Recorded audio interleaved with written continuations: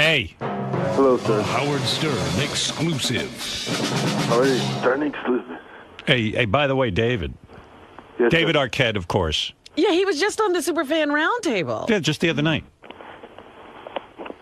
Hey, David. Yes, sir.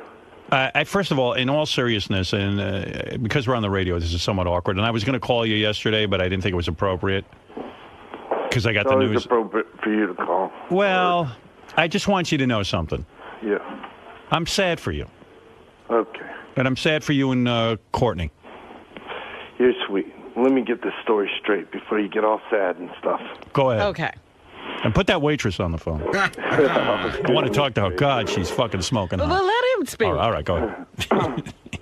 You're there right I set my clock for 4:20, so I still got cobwebs in my head. Go ahead.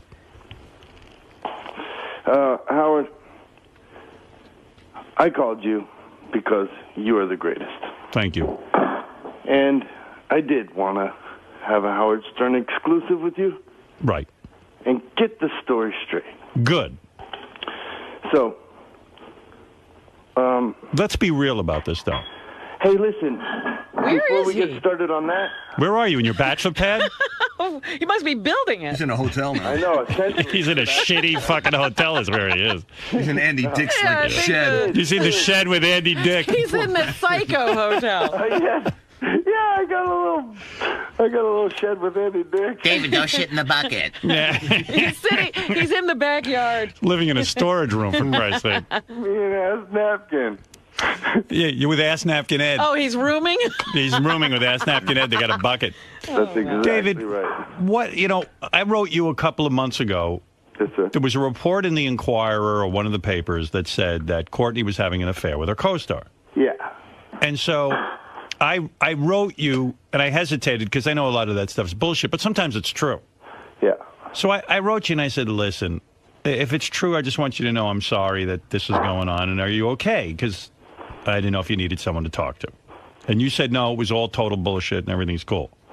But I have a feeling that she was having an affair with a guy. Well, you haven't let him make one statement yet. All right. Let's slow down. Let's get real.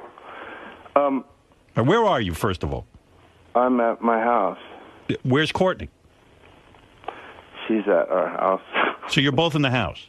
Not in the same house. They have lots of houses. How many apparently. houses? Is this the same compound? Hey, listen, let's not get into that because that gets all creepy. Oh, okay. You know, people get fucking. I'm already fucking up. Listen, Howard, I want to call you and talk to you and, give you the real story and all this shit, but. Go ahead, I'm I don't sorry. want to get in trouble with, like. Well, This world is so fucked up right now. Right. Everybody's so full of fucking shit. I can't stand it. The whole fucking world is up and fucking full of shit. Meaning, we need more honesty in this world. absolutely. All right, let's I agree. have some. I agree. I'm telling you, I'm trying to be my best person I can be. I'm doing everything I can. Right. I quit drinking like a couple weeks ago. What? I thought you had quit drinking years ago. No. Oh. Come on. Robin. Everyone thought you were high. Hey, at the Super Robin, Fan. let me not get started with you. But David, everyone thought you were high at the Superfan. Were you? No, I wasn't. That's Okay. the best part. Go ahead. I get sober and people think I'm fucked up. Right. The more sober you are, the more fucked up you But are. last So- night I had to drink for the first time because I had a fucking shit storm hit me. Oh. Whoa. Well, tell me what's going on. You're being so cryptic. I don't No, even... I'm not being cryptic. I'm not. Just give a guy a second to speak. I'm going to shut up. I'm going to let you talk. Okay, listen. Go ahead. On our 11th year anniversary, Courtney gave me a motorcycle. I remember. Yeah, and she said to me, "I don't want to be your mother anymore." Right. You said that. I really appreciate that about her. Right. In other words... Appreciate it about it for herself and for me. Right. She doesn't... She doesn't want to tell me, like, don't do that and don't do this. Yeah, she doesn't want to nag me anymore. Right. I respect it with all my heart. Right, because she was saying, listen, if you want to ride a motorcycle, I'm not your mother. You got to make your own Yeah, decisions. and you want to fucking go crazy and just scream and be silly at places and whatever the fuck. I do shit that makes her, Crazy. embarrassed sometimes. Right, because sometimes she thinks of you as like a little boy. Yeah, and when I met her, That was charming. 16 years ago. That was charming. Part of the aspect she fell in love with me with. Right. Like, oh, he's so cute. He does all these little crazy things. Yeah, he's funny. He's entertaining. Right. Yeah. But now suddenly... That stuff starts getting old. Right. I've seen that act. Well, that's Got a new one. Go ahead. That's It's also something she loves and adores about me. Right. But might not exactly be something that's conducive to calm. Right. And peace and, like, you know, growth and maturity and all these things that she's looking for in her life right now. David, did it also bother her that around your daughter that you're such like the kooky, fun dad, but she's got to be the disciplinarian? Yeah, it starts to creep into that too, that you're not? Not so much, because I'm actually probably a little stricter when it comes to parenting. Okay. But if you let me get the story straight, you'll get the story straight. All right, sorry. We're anxious. I want to know. No. I appreciate all the. I just. You get the story out, and then I'll give you my theory. All right, but I want to see. Maybe you're going to say have a theory about his real story. Well, I hope this is I hope this is the honest to God story. Bro, go ahead. Listen, I got a new name for you. It's not the king of all media. It's the king of all honesty. That's Who true. wants to be the king of all media in this fucking temperature? The whole fucking world is full of shit. What do you mean by that? Are you talking about the world situation, Afghanistan, Iraq? Are you talking about hunger? And like people's like personal, the way people are dealing with life. Are you talking about the reporting that's been done about you? Well, that falls into the spectrum. I don't know. I can't tell if you're upset or not. Trouble. By the way, what? I'm a single man. Rob. Oh. You gonna fuck Robin or not? Robin, you're on the top of the motherfucking list. I'm not sure. David, would you fuck Robin if she gives you the green light? I would fuck Robin on a red eye tonight. Will you fuck David tonight? If he flies in, would you fuck him tonight? No. Why not? Robin. You would though, wouldn't listen, you? Robin. I have to be charmed. I just don't charming. Fuck people. He's not charming you right now? He's a good-looking guy. He is a good-looking guy. Don't you just fuck people sometimes, Robin? Why don't you fuck him tonight? Even then, it has to be like the right circumstances. Yes. In the cold light of day, Robin, are you going to fuck me? No, All right, I'm not going to fuck you. Can he come over your apartment tonight and try and get some romance with you? What time is he going to get there? What time can you get there? 6? I can't tonight. All right, you can't. Robin, we've got a date. All right. In the sheets. Yeah, let's get right to We'll that. have so much fun. You're on. David, I can't tell. Are you upset or not? What's going on? No, I'm heartbroken, but I'm not. Okay, let me get to the story. Go ahead. So she said that to me. I don't want to be your mother anymore. I appreciated that. Mm-hmm. Good. I respected it. I've been going to therapy. I'm trying to grow up. I'm trying to be, my true self. I'm trying to be true to myself. I'm trying to figure out myself and my world, as is she. Right. Well, isn't everybody? Listen, we're best friends. She's the greatest woman I've ever met. The moment I met her, I knew she's the greatest woman in the whole fucking world. Now, yes, she's got her issues. She tries to take on everybody's problems. She tries to be the mother to everyone. That's why she doesn't want to be the mother to me anymore. But your paint... Go ahead, yeah. So what's lay that on the line. Yeah, so what's the problem? There's no problem. Well, there is a problem. You're getting a divorce. No. You're legally separated. Yes. All right. And you can sleep with me. You're so separated, you're going to fuck Robin. All right, but please, That's how separated we are. Hey, but by the way, no fucking joke. Hey, I'm all right. To be brutally honest, I'm not the one who called this separation, in order. Who called the papers? She did. There are no fucking papers. No. He's saying this wasn't his idea. Oh, the newspapers. Bro, I could tell. I don't know who called the newspapers. All the fucked up people in the world called the newspapers. Yeah, but David, I can tell that she called the newspapers because, or she instigated this because it says we have agreed to a trial separation that dates back for some time to better understand ourselves and the qualities we need. I wrote that. You wrote that? Yeah. And for our that sounds like that's probably what she said to you. Okay, now listen. we got a trial separation a while ago. Oh. Like after our 11th, not a full-on separation and everything, but after our 11th year anniversary, she gave me the motorcycle, and she said, I don't want to be your mother anymore. I got it. So that was sort of it. We go to do Scream 4. Right. And I'm feeling distance, obviously, from my wife. We have not had sex in quite at that time, a month or so. Since then, it's been like 4 months or so. And we're not having sex, and I completely understand. She's in a very, like, a place of wanting to be real and emotional. She's an emotional being. She's an amazing woman that if it doesn't feel right, she's not, she doesn't feel like bonding in that way. Right. You get me? I understand. So that goes on for a few months, and I fucking start crawling the walls. But we go to Scream 4, and we're shooting Scream 4 in Ann Arbor, Michigan. Ann Arbor, Michigan's like one of the biggest college towns. And there's all these kids in the movie that are like, in their 20s, 22, 20, whatever. And I say to her, like, well, if you're not my mother anymore, I'm just gonna fucking be myself. I'm gonna be myself. Right. Like Hansy. Right.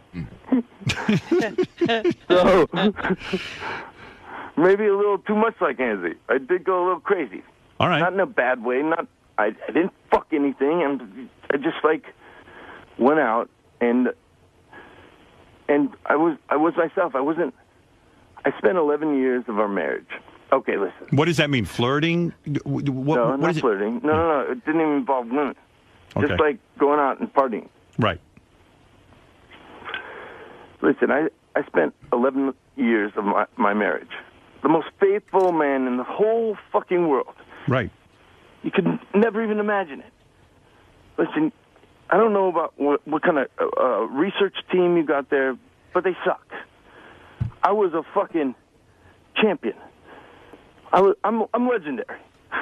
My past, the way I got things done, the way I In other words, are you saying you used to fuck a lot of women, but greatest in the world, and I love every single one of them, and I'm not a kisser and teller, but yeah, I was a player. I'm gonna fuck Robin. I know. That's great. That's how big a player you are. Right. You already know you're going to fuck her. That's right, Robin. So when you met Courtney, in other words, when you met Courtney, you were just amazing because you stopped all that. You stopped it all, and it's hard to stop. I understand it because it is fun. Now listen. Right. The way I stopped was this. I completely changed my brain. My whole relationship toward women changed. I didn't flirt anymore. Right. I wasn't available to anyone. That's marriage. I was completely committed. That's right. A zillion %. I understand. To the core of my being. So, we go to Ann Arbor. Uh-oh. And you become yourself. Yes, and she's not looking after me. Again, not only did I curb my,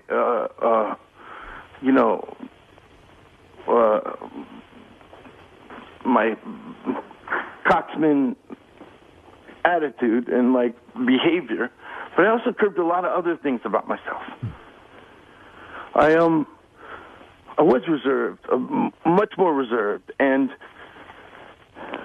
I made sure everything about our life together that it worked. Like I worked I made everything about our thing work.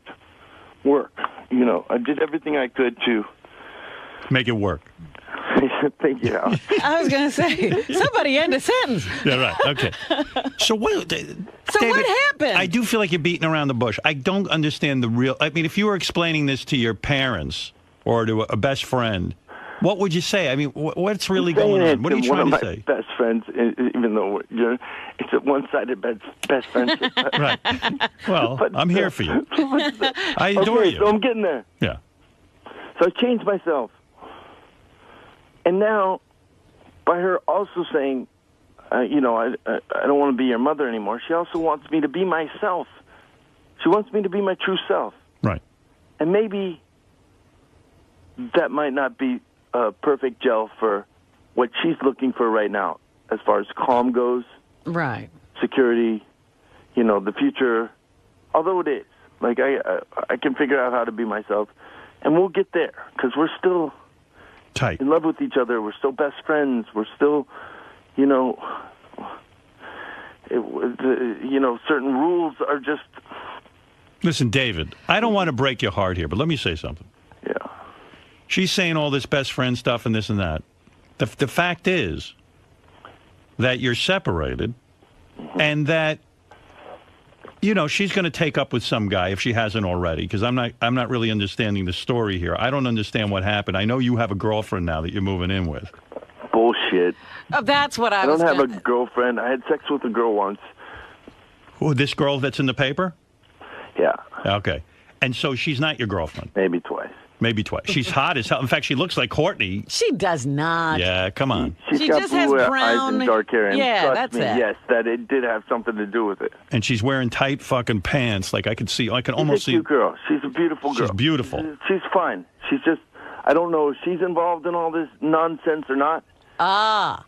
This whole world's fucked. That's what you're saying. Do you feel betrayed by her? I don't, no. Not by Courtney, but by this girl you had sex with. No, all the best. This world's just so fucked up, I don't blame her for nothing. Do you think that girl came forward and threw you under the bus, so to speak? Doesn't even matter. Well, why would they have pictures of her, though? It doesn't matter. None of that matters. Well, they really can get doesn't. pictures somewhere. It is a new game out there, by the way. The player that used to, play... is getting played. Game. Now you're getting played. Girls that are pretty, cutthroat. So that's what you're discovering. Out there in the world, things have changed. Yeah, you gotta... If you're gonna do nasty, you have to find a classy girl like Robin. Right. So That's did something ultimately happen in Ann Arbor? Did she come to you and admit that nothing happened in Ann Arbor. Was Courtney having... I ran out and I started running around and having fun, and just being myself. That's crazy, how you wound up our intern, yeah? Davey Good Times. That's my nickname. So do you feel that you, in your marriage of 11 years, that in a lot of ways you had to compromise who you were in order to fit Courtney's idea of what a real man should be? That after a while she started to say to you, look, you've got to behave a certain way, you can't be silly, and you can't be this and that and the other thing, and I don't like the way you're behaving. So Not so much because she wants me to be who I am. Yeah, but at the same point... But you my thought... true self. But at the same she just point... wants to make the decision if that's the person she wants to spend the rest of her life with or not. But at the same point in marriage therapy, she was saying to you, look, I don't like this and I don't like that, and I don't like when you behave like this in front of my friends, and you're the fun, goofy guy sometimes. Hey, trust me, I say I can pick a bunch of shit out about you too. Right. That I don't like. Right. You know what I mean? Sure. But I'm an old school guy where marriage is for life and this and that. All right, right now... It wasn't my idea to start with. All right, so let me go through this chronologically. When that report came out that she was having an affair with her co-star... All this stuff kind of started happening. It did you confront her on that? I truly don't think she ever had an affair with Brian Van Holt, who happens to be on Cougar Town every Wednesday. Right, you are the producer. On ABC. Right, but seriously, when those reports came out, did you confront her about that? Yeah. And what did she say? She denied it. She did? Yeah. And you believe her? I do believe her. All right, so then... I do believe her on that level. On an emotional level, on an emotional level, I think she may have... bonded with him. She may have seen a guy who talks. You know what I mean? Bonded with him, yes. Right. You think she had an emotional friend. Oh... Yeah. Got an emotional friend. Well, I think that, David... Deeply when you put in those words, Robin. David, wait a second. I don't understand something. So she may or may not have bonded with this guy. Yeah. And from your standpoint, when She you did bond with him. But you weren't Bonded having with sex. him in a You way didn't have. But you didn't have. Talked to a guy. Right. She talked to someone who's like verbal. I'm not a very verbal person. This is what he's saying. Howard. No, I understand. Would he get so when this guy was verbally bonding with her, and she's not having sex with you for 4 months? So you've got to start thinking, wow, I'm really out. She doesn't want me. She's not only bonding with this guy, whether she's been physical with him or not is irrelevant. Who knows what they're up to? Did you find yourself getting jealous of their relationship? Or were you just relieved because you want to go out and fuck? Were you aware? No. I didn't want to go out and fuck. I just want to fuck my wife. You still want to. If your wife said to you today, I want you back in my life. I just want to fuck you. I want to try again. Would you go back? I'd say we have to fuck at night sometimes. Right. Well, yeah. I mean, because you know what? You're a young man. And guess what? You like fucking your wife. Yes. She can't stop having sex with you for 4 months. Yeah. Well, she didn't stop having sex did. with him. She stopped absolutely did. wanting to have sex with with him. Guy. You can't pull it and But listen. So can I sum up what I think is going on here? I think that your wife began to... Can't even hear the end of the story to sum it up. All right, go ahead. There's an end to the story. Then go ahead. So, okay, I go a little crazy in Ann Arbor, and I'm free spirit. I get a good times tattoo on my fucking ribs. Right. I'm being myself. I'm not, she didn't want me to have any more tattoos either. Oh. She gave me a motorcycle. I was like, well, then fuck it. I'm going to get a tattoo. I love tattoos. Yeah, be yourself. Yeah. So, through this whole process, she was very reflective of, where our relationship was. Right. Looking at it. After we got back, we decided to get into a trial separation. Oh. Now, when you were at Jimmy's party, were you guys trial? No, we were tight. You were tight. Okay, go ahead. Yeah. All right. And we're still tight. Well, love her with all my heart, and she loves me with all her heart. Brother, that's going to change so rapidly. It's going to hit you in the head. I'm telling you. Yeah, you might. Not, man. Well, that's what happens in the trial separation. That everything breaks down. down. Well, listen, she fucking. Okay, so we get a trial separation. We have agreements with it. She knows she's not fucking me, and she's like, "Listen, I want you to be able to, do whatever you have to do. Essentially, free to see people." Yeah. So she's free to see people. That's what she wanted. Maybe. Of course. I don't know. Because maybe she was fucking that guy, and now she wants. Why do you have to put it in those terms? All right, go ahead. All right, I just listen. I just got to know. The bad part is, even this talk is then gonna fucking lead to bullshit newspaper articles that just don't fucking matter anyway. Right. What we're trying to do is get real with each other, get real with ourselves, understand ourselves. But David, at the time of this, people. But David, when you spelled out the separation, she said you can go be with whoever you want, and I'll be whoever I want. Yeah. Do you? Well, yeah. I guess so do you think she started having sex with him? I don't know. You don't know. We don't. Well, you know what he's saying. Part of the agreement is... was she walking around whistling? And don't fucking. I don't want to know about it. That's what he's saying. Yeah. Right. You didn't want to know. He's trying to have a separation from his wife, but they don't need to be reading about each other's conquests. Right. Right. Okay, that's fair enough. So yesterday, my only conquest, became public. Ugh. And so we had to release the statement. I wanted to release the statement when we decided to do this. Because I thought it would be like, okay, we're doing this. Let's be real about it. Let's get it out there. I understand since I'm going around to little clubs and stuff and flirting, people are like, what a sleazebag. Right. Because I'm like the fucking flirting husband, old guy in the club. Right. Which isn't classy. No. In a way, I'm glad this came out because you don't want to be that guy. You'd rather be out in the open. That's right. Nobody wants to think of you cheating on Courtney. Well, I wanted to do that anyway just because... So do you surmise that the woman that you had your fling with, and we don't know this for true, I don't know her at all, but do you surmise that she released this information that she had slept with you, and then therefore they contacted you guys, and then you said yes, in fact? I think it's irrelevant. You don't care, all right. Yeah, in this day and age, Did you call this woman, the woman, your only conquest? Did you call her and say, gee, what went on here? Why did you have to come clean about this? She texted me and said, what the fuck's going on? People are calling me all over the place. I see. Right. I don't know. That's irrelevant. Right, you're not a detective. Fucking thing's irrelevant. The fact Wow. of the matter Doesn't is, matter, yes, I did right. sleep with this girl. So what is the reality now? Where do you live, and who gets what? I mean, like, Wait a I don't want to minute, get into they're not those at that details point. so we don't get hounded by the fucking paparazzi. wait, say that But again. I don't want to get into those details so we Oh. don't get hounded by Okay. paparazzi and all the bullshit. But the fact of the matter is, we coexist still. Well, you have a child. You have to. Yes, we have a child. Were you We spend time attracted? with Coco, and we spend time together with Coco. I stay at the house, so sometimes our houses we switch around. Coco 6?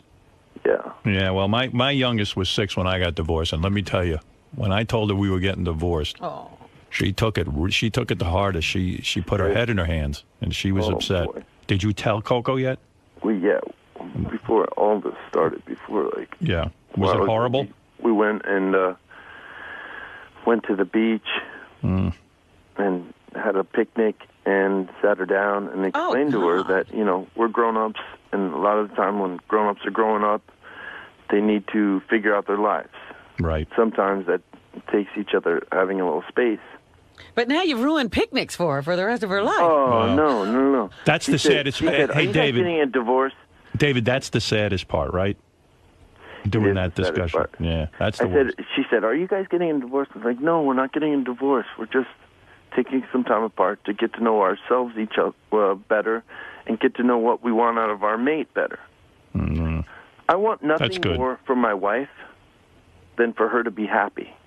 Right. I want nothing more from my wife than for her to feel calm, to be able to sleep at night.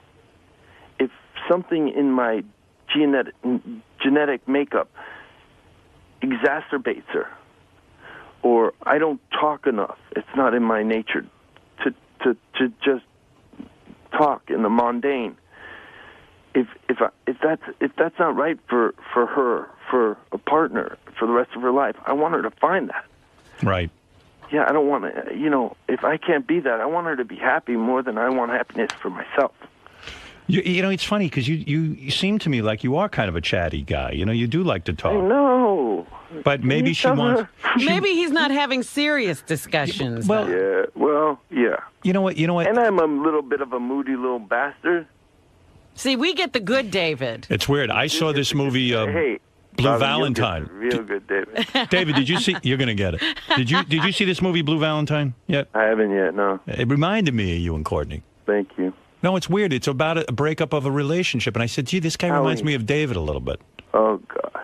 You really thought that when you were watching it? A little bit, yeah. So you sensed this? Yeah, yeah, I did. Did you? You did. When I read the Inquirer article about her and the you guy, didn't sense it. You read. I read it, and Let's the reason I not go wrote. too far into that because I truly don't think anything happened with them, and they'll probably run with stories like that anyway. But I think more than anything, she, not only with him, but with some of her other friends and just in general, she started seeing aspects in men that she may be lacking in our relationship. Do you think that some of this has to do with Jennifer Aniston dating and stuff? Do you think that looked attractive to Courtney? And like, oh wow, she's meeting all these great guys, and like, she's running around and having this whole I'm life. sure the editors of all these magazines will make that correlation, but no, it has nothing to do with it. I think so. It did. Well, No, how it's can just- you just say that? Like, You're because I so know human jumping beings. on their same bandwagon. No, it's because That's I exactly what, I know women and I know human nature. You know women and you know human nature, but there's an individual involved here, and that doesn't necessarily fit her profile. I could be wrong. Yeah. But you know what? David She's a also likes to have. stand-up girl. She's the greatest woman that's ever lived, and I Well, that's why I can't want sleep with the you. greatest for her. What? Well, you're going to prove what a great woman you are. Yeah, no, Robin. I got the pass. Well, I'm sorry. I am But, too. okay, I so think let you me guys just- are. Settle it out. So we have this agreement, and this thing happens, and then it breaks loose, and I guess I did tell the whole story then. No, you did, and I mean, listen, I don't know what exactly went down, but it sounds like you weren't getting sex. She was distancing herself from you. You weren't fitting the bill all of a sudden anymore. What used to be cute about you was annoying her. Well, it's not necessarily that simplistic. There's some emotional needs that you have in a relationship. Nah, let me cut the bullshit. Hold it. No. Let me tell you something. I'll tell you something, The guy, man. can I tell you something, The guy David? was filling that bill. All right, let me talk to you something. You tell Courtney for me, because she listens. This guy that's romancing her now, whoever he may be, who's putting in all this time and sitting and talking and listening. She's not really listening? Exactly. She could divorce you. She could marry him. And I guarantee you within 3 years, she's going to be nagging him and saying, you know what? You don't talk to me enough. You don't talk like you used to. Listen, that's my point. Of course. That's my point. I'm like, baby, you're the greatest girl in the world. I'm the greatest guy in the world. You know, well, we got to stay together. Right. You're not going to do any better. But can you develop this ability to talk that he's got? It's called new romance. But I'm just saying, if he could develop this ability. You know, we've been spending a lot of time alone with Coco, which is also a problem of ours because we never spend any time alone. Right. And it's been a gripe of mine. We go down to by the beach, and this is the second time we did this, had lunch. I'm sitting there, and she's asking me about Beecher's Madhouse, which is this Arquette and Beecher's Madhouse, which I'm doing at the Roosevelt Hotel coming up. This wild, wild show with little people, monkeys, goats, contortionists, dancers. It's all going to be a crazy, mad storm. Who was asking you about that, Coco? Courtney. Oh, Courtney. She's asking me about it, and I'm giving her some answers and stuff. But I'm not talking enough. I'm just taking it in. Sometimes I get deep. So I'm sitting there. And then we go and we sit by the chairs. And Coco's running around being so cute and silly. And I say, this is the greatest day of my life. Right. And she says, oh, my God. Wow. I can't believe you just said that. I've been sitting here. I'm so worried that you're unhappy or you're not talking enough or this or that I was just worried about you, like you were miserable. I was like the furthest from miserable. This is the greatest day of my life. Well, you want to know something? That's an interesting story because I'm a very verbal guy. I've been working on being less verbal. In my relationship, it goes back... Hey, blah, blah, blah, blah, blah, blah. Right, I'm every minute. It's almost like an umbilical cord. And Beth is actually a quiet person. Yeah. She only talks when she's ready to talk. Mm-hmm. And I came to appreciate that. It's not a lot of babble. I needed this umbilical cord between the two of us where every minute I'm like, she's not happy, she's not talking, she's not talking. Right. And the thing is that I came to realize that's who she is, and I can appreciate that. Who needs somebody yapping every 2 fucking seconds about nothing? Right. See, Courtney will come to appreciate that the thing she thinks she's looking for might not actually be the thing. Well, that's what we're in this trial separation for. Hopefully it works out. I want to You know what it could be? It work out. It could be as simple as you've been together 11 years. Yeah. She's got sexual fantasies. You got sexual fantasies. And maybe maybe it's just you're sick of each other. Again, women aren't like men. Stop with the comparisons that women have these sexual fantasies. They if do. she's doing that, Bullshit. it's more of an emotional thing than it is a sexual thing. Well, what's he going to do? Sit and yap to her all day? The guy's fucking exhausted. No, but she probably has to vent. Please don't have sex with me. I'll yap at her. But don't pull the... Well, I liked it. Plug. I got to tell you, I was moping around yesterday when I heard the news. Beth came down and said, I got news for you. I was in the middle of a chess game. I said, it's going to have to wait. I'm in the middle of beating an 11-year-old. So he was in his glory. Yeah. So anyway, so I said, what is it? What is it? She goes, well, some friends of yours are separating.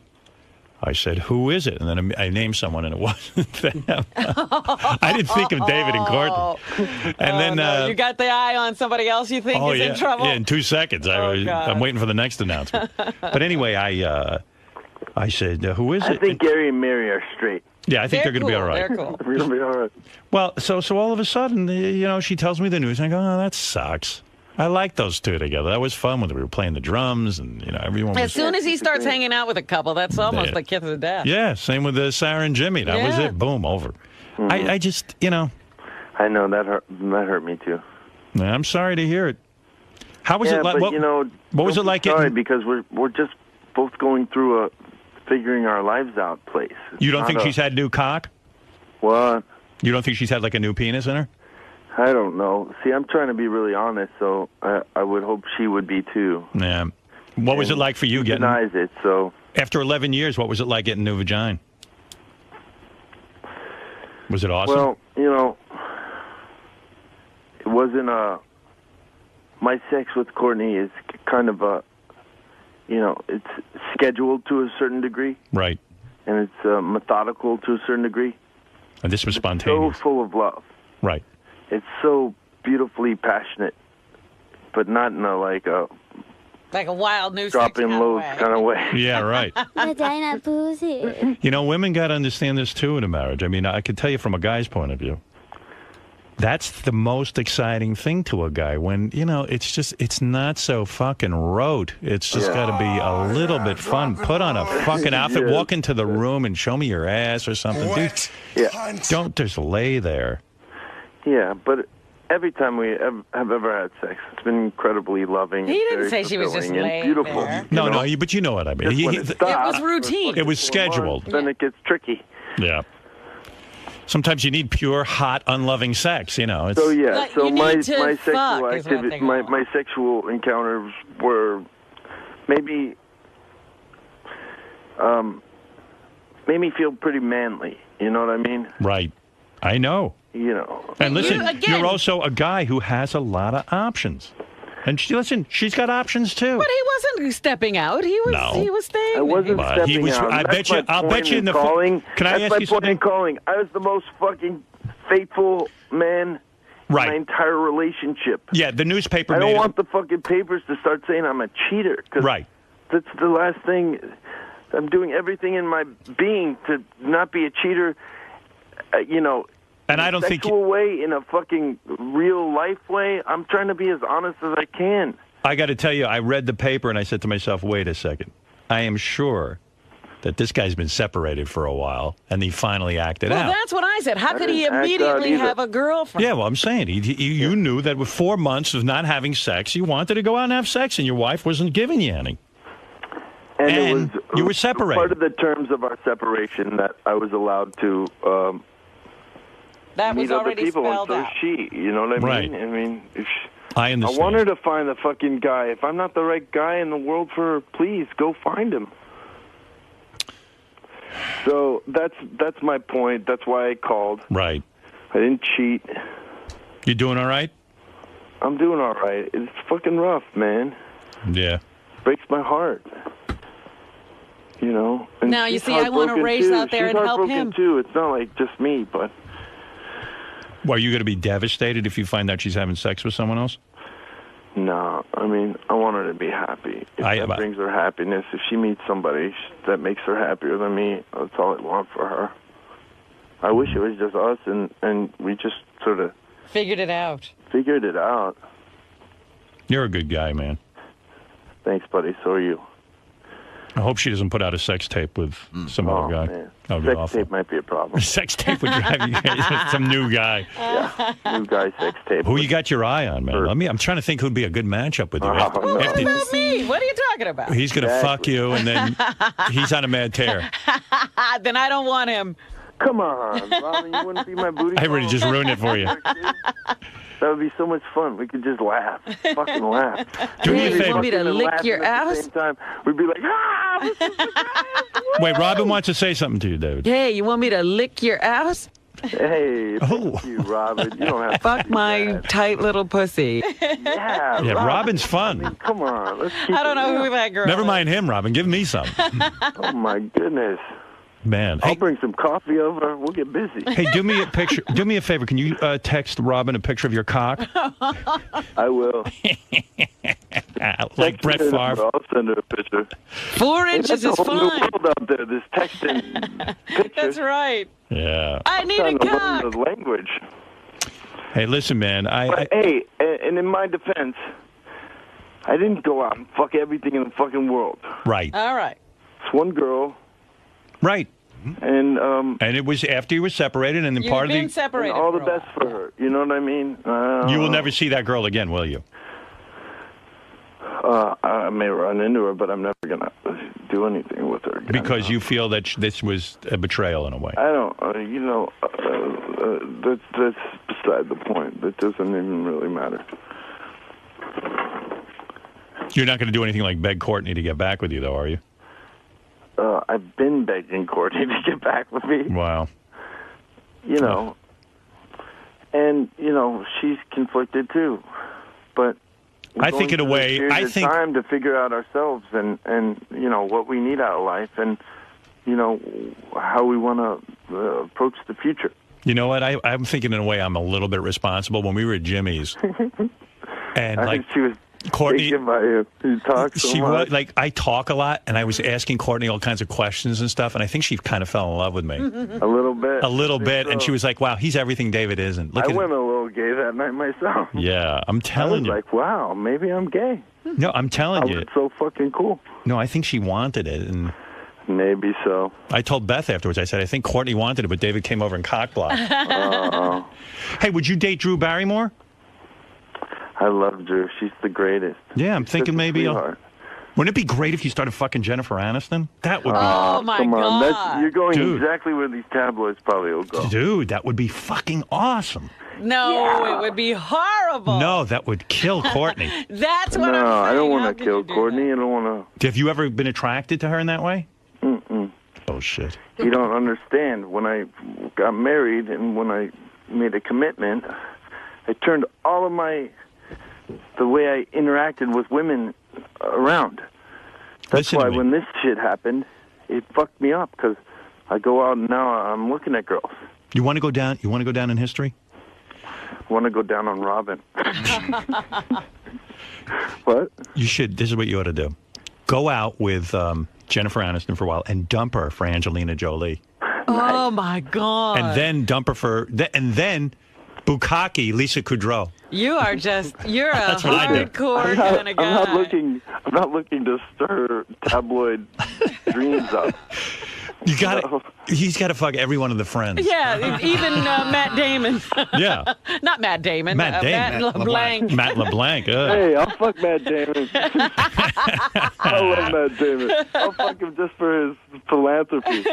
So crazy. Like onebyone.com. X by X.com. You should fuck that monkey Schwimmer used to have. X1.com. Hey, it's so sad. Like Scream was where Courtney and David met. I know. Yeah. Then they got married on Scream 2. Then they had the kid on Scream 3. Yeah. And now they're divorcing on Scream 4.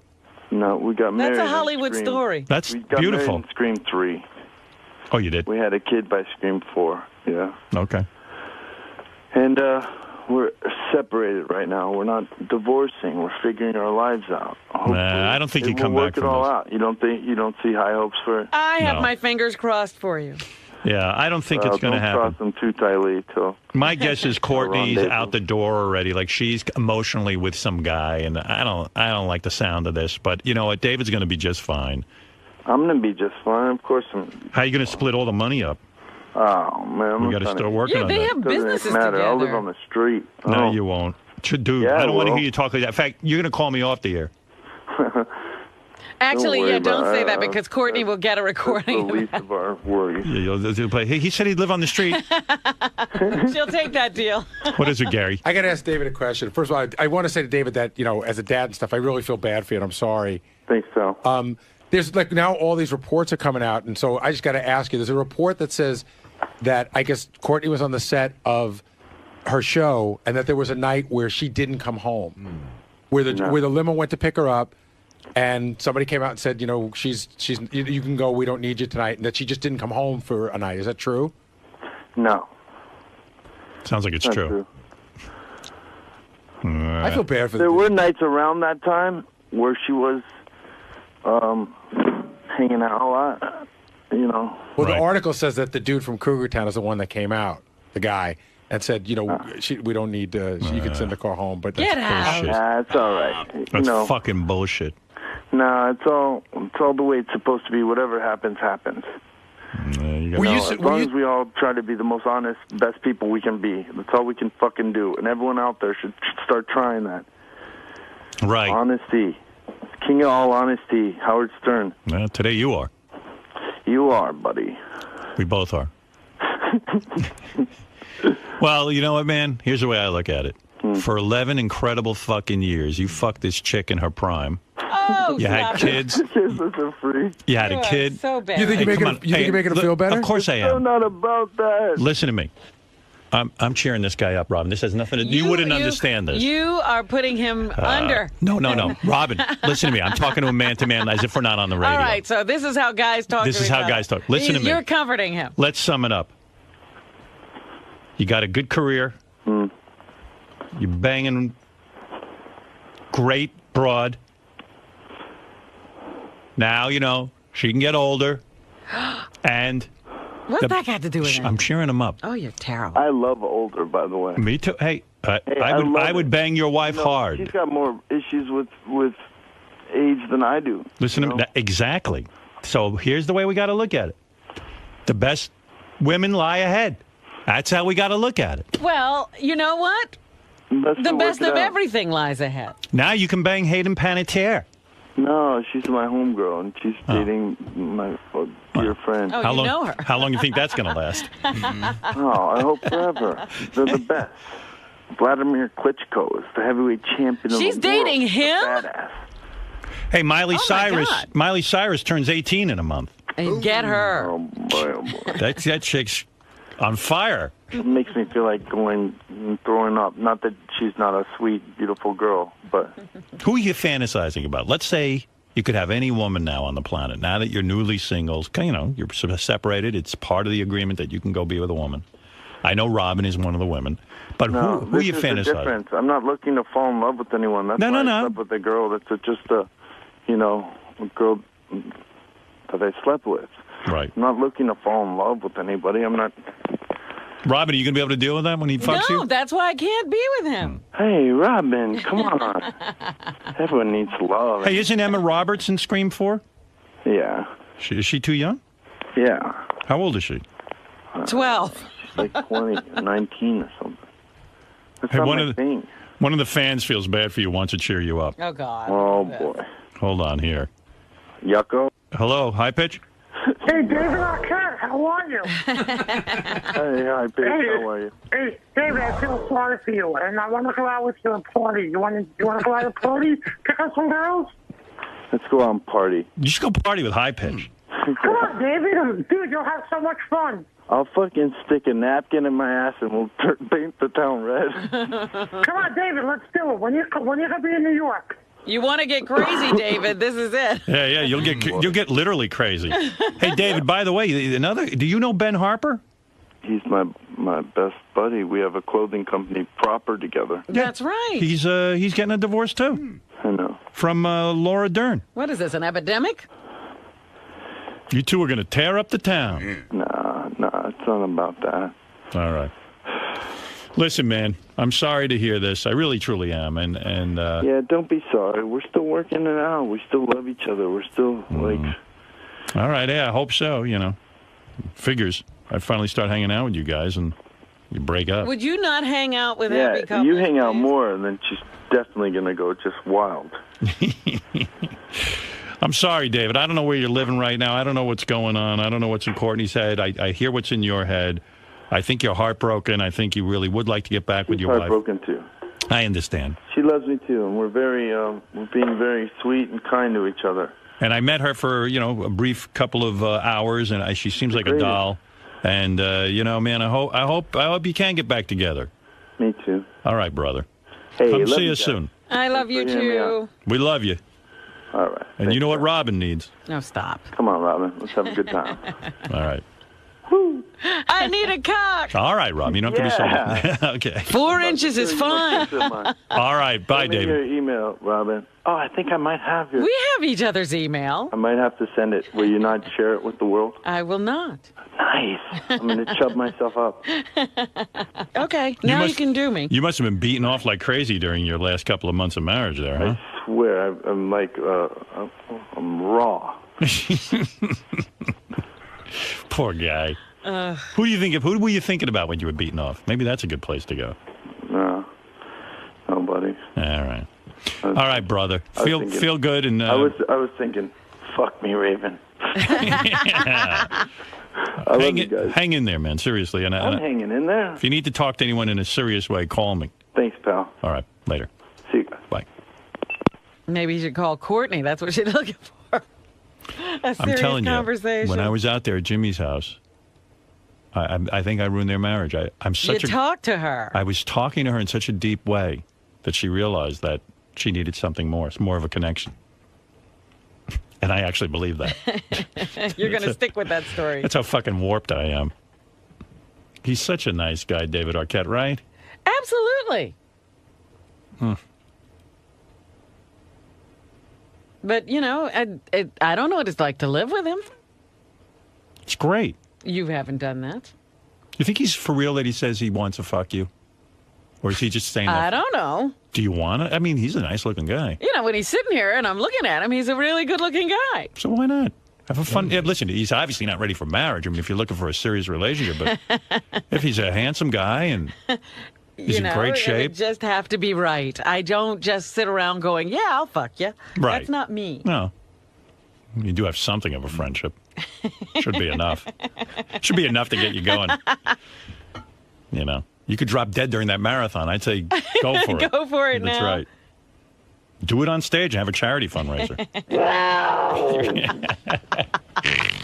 Well, there you have it. David Arquette, Courtney that Cox, girl. Famous Hollywood. I feel bad. Yeah, me too. Howard Stern exclusive. There you heard the full story. David gave it to you. To sum up, he basically says that this story came out a little prematurely. They've been separated for a while. It came out when the public became aware that he was banging some chick. He didn't want to make it look like he was doing something behind his wife's back. That, in fact, this was part of their agreement. They were forced into making this public. It's been going on for a while. Right. So I certainly understand that. When I was separated, we were separated for quite some time, actually, and we kept it quiet. We did. So I was going to say, what is he out of his mind thinking he could keep a separation like that quiet? But I had the same exact experience. And so he says he still loves his wife. They've told their daughter at some sort of picnic. Nothing like a good picnic. That's what I say. You take your daughter to the beach for a picnic and then lower the boomer. You ruin picnics for the rest of her life. I just went in my kid's room and told her. I wasn't going to take her on a picnic. Now every time she sees that picnic basket, bad news is coming. She's going to have a fucking breakdown. Picnics are very, very difficult for me. My father took me on a picnic. Don't take me on a picnic, please. And wrecked my life. But anyway, they sum it up that, yes, in fact, he is free to go fuck. He says he's going to fuck Robin. I don't know if that's for real or not, but let's find out. And best of luck with that, Robin. Well, I mean, I have to consent to this, don't I? Well, I guess. don't get a choice? I guess so.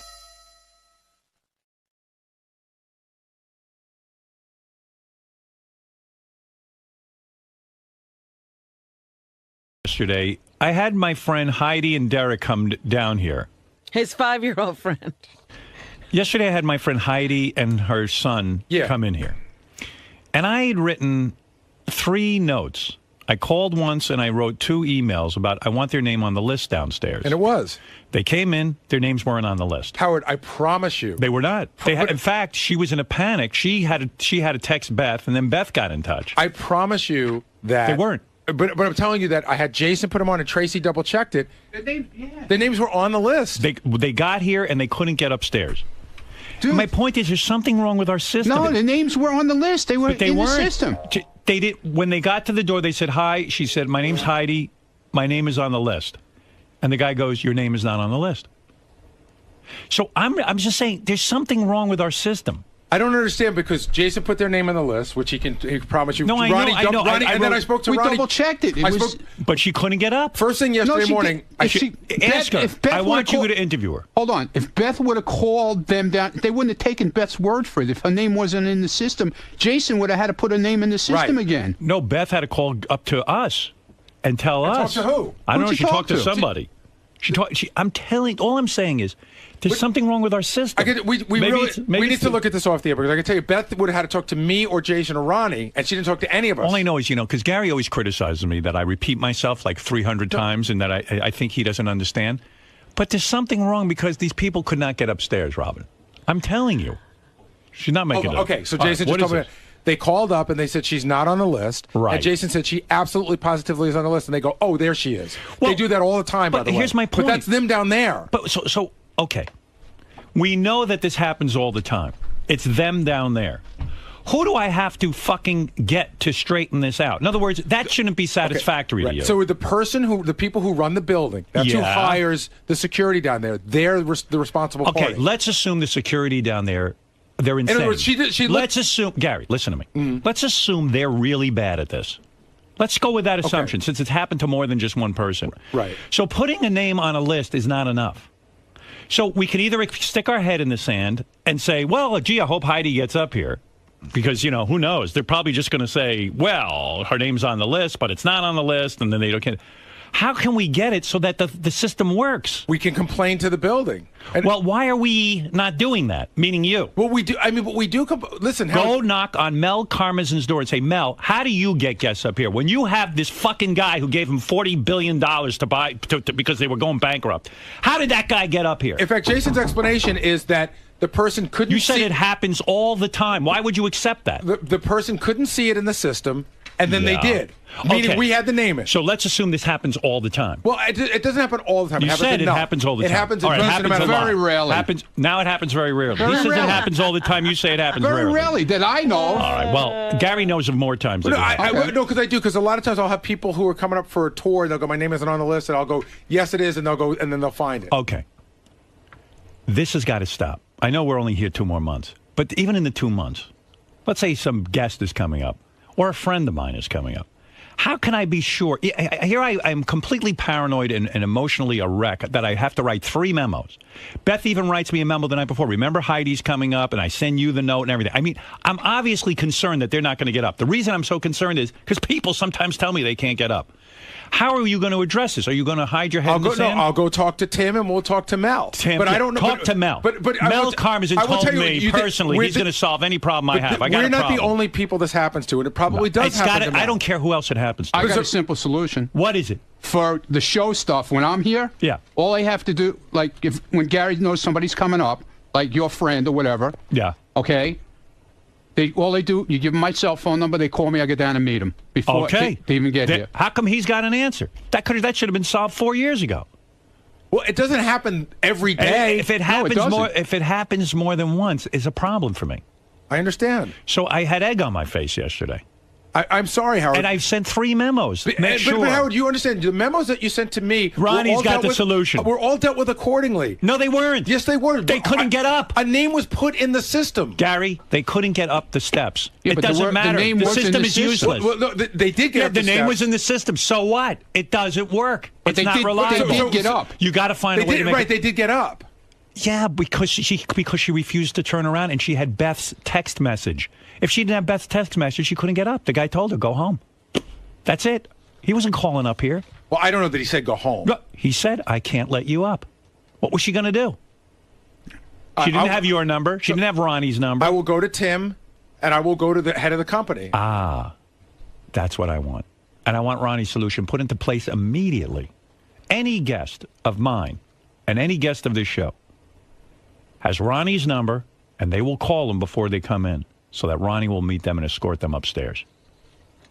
You just told me, and this is remarkable, that the system is not reliable, and you've accepted it. I don't accept it. We need a solution. No more sleeping. I want this taken care of. Look, Gary came to me yesterday morning. He said to me, make sure... Doesn't matter if they're on the list. I'm learning now. No, but he told me at 6 in the morning. Doesn't matter. And I was waiting for her at the elevator when she came up. Telling somebody we their didn't name know that she couldn't get up. Telling anyone that their name is on the list is useless, I'm learning. Well, it's not useless. I've learned this in 1 second. It's useless if it's not reliable. If the people downstairs are in over their head because they can't read a list. The woman's name isn't that complicated. I got another idea also. They come in about 8 o'clock in the morning. Okay. So all our guests, we have a list of all our guests that are coming in. Go ahead. 8 o'clock, I could go down there and speak to them at the desk, have them pull up the computer, make sure everybody's name is in. No good. Everybody's name was in. They don't know how to read down there. Let's assume they're all illiterate. They probably are. Most people are in over their heads in their job. There are very few people who can function properly. If your job is sitting there reading a fucking list, chances are you don't even know how to read. That's the biggest challenge in your life, reading that goddamn list. So now we know let's say someone down there is incompetent. So let's assume they're incompetent. What are we going to do to circumvent them? Don't accept that this is okay. No wonder I sit at home, Robin, and I write. Oh, this is what I spend my day on. I go, make sure my friends can get in. That's 2 weeks ago. Then the night before, Beth goes, are you sure they're going to be able to get up? I go, I'm writing Gary now. Make sure they can get up. Both, stop telling me over and over. I got it.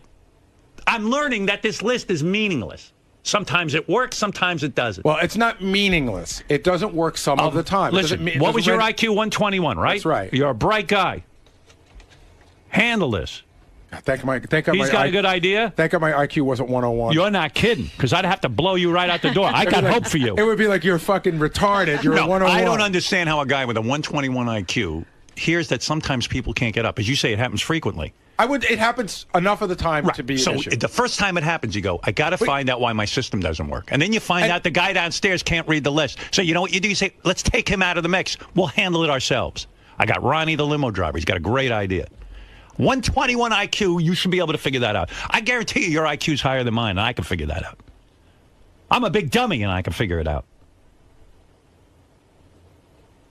Hold it, Brad Pitt's on the phone. Yes, Brad, what is it?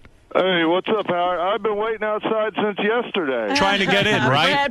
Richard. I called Gary's office. I just heard snoring. He was supposed to put me on the list. Yeah, I heard that you said you were trying to get up here to talk about how you can't stand Angelina Jolie anymore. Oh, I was going to reveal all kinds of crazy stuff, but I want to surprise you yesterday. Yeah, all right. Forgive me, man. What the hell? Another lame recycled bit by an anorexic. I'll bet you that Gary's book signings will go smoothly. I know there's a lot of excitement with the book signings. I know that. I hear a lot of planning going on, and I guarantee you'll be able to get there. Make sure my guests can get up here before you plan anything more with a book signing. Book signing second. Number one, how do people get in the building? It's ridiculous that I got to sweat bullets. Are you listening, Gary? Yes, stupid. Brad, thank you for calling in. I apologize. And please keep trying to come up. We'd love to interview you. What do you want to say to Gary? I got to get back to fucking Angelina. Gary, get your shit together, man. Come on. Thanks, Brad. All right, love you. Brad Pitt. Would have loved to have interviewed you. And we've never had him on the show. He was downstairs for 2 days trying to get in. His name was on the list, though. So it's not... Everyone around here is it's not my fault. The name was on the list. Well, it is your fault. It's your fault. Because you know this. You know that people have trouble getting up. Please, take care of this. I'll take care You're of my it. guy. And I know you're planning book promotion. I I'm get not I get an planning email anything. every day. Gary wants to be on Rosie. They want to simulcast Rosie with Gary. I hear it all. I'm excited for your book. But first, number one priority, this. No book until this is straightened out. Understood. I never want to hear again that my guests couldn't get up here. Thank you. You're dismissed. I've spoken. Simple. Thank you, Ronnie. Thank you for that suggestion. Brilliant. I don't know if he's got a 121 IQ. All these guys with high IQs, I can't get anybody to think. They're so busy sitting around resting on their laurels. You know, when you're that smart... They don't use it. I got a question, Robin. Why waste a 121 IQ on him? Robin, have you ever had a guest that couldn't get up here? No. Never. No. Shocking. He's trying to trick you with that IQ of his. No, I'm just trying to say, what did she do about it? I'm surprised Robin's never... No, you're my producer. Don't worry about her. That's not her job. You're the producer. You want her job? Robin, go out there and be the producer, and he'll read the news. Not the news, Wolf. Gary, your job is to make sure people can get upstairs. You're my right hand. And right now, my right hand is broken and in a cast. Make it whole. I need him on top. I tell you, I went nuts last night. I almost called him at home last night. Really? Yeah. I was going to say, Gary, I had to write you 3 memos to get these people's name on the list, and I'm finding out that the list is meaningless. It's not my fault. Not my fault because their name was on the list, Howard. They can't read the list downstairs. Oh, I see. So we're going to leave it at that? Potluck? Spin the wheel of roulette? I mean, it's so simple. This guy's my right hand. And my right hand is busy picking his nose. His right hand is always occupied. Robin, where's my right hand? It's in my nose. It's knuckle deep. Knuckle deep. There you go. Oh, Kate Beckinsale is on the phone. Miss Beckinsale, hi. Hello, Howard. How are you? I'm fine, love. I wanted to come up yesterday and get naked for you, and I called Gary Delabate, and he put me on hold. He said he had to run and get black and white cookies, and I guess he forgot to put my name on the list. Right. All right. Well, no, I think he put your name on the list, but he knows that the guy downstairs has trouble reading it.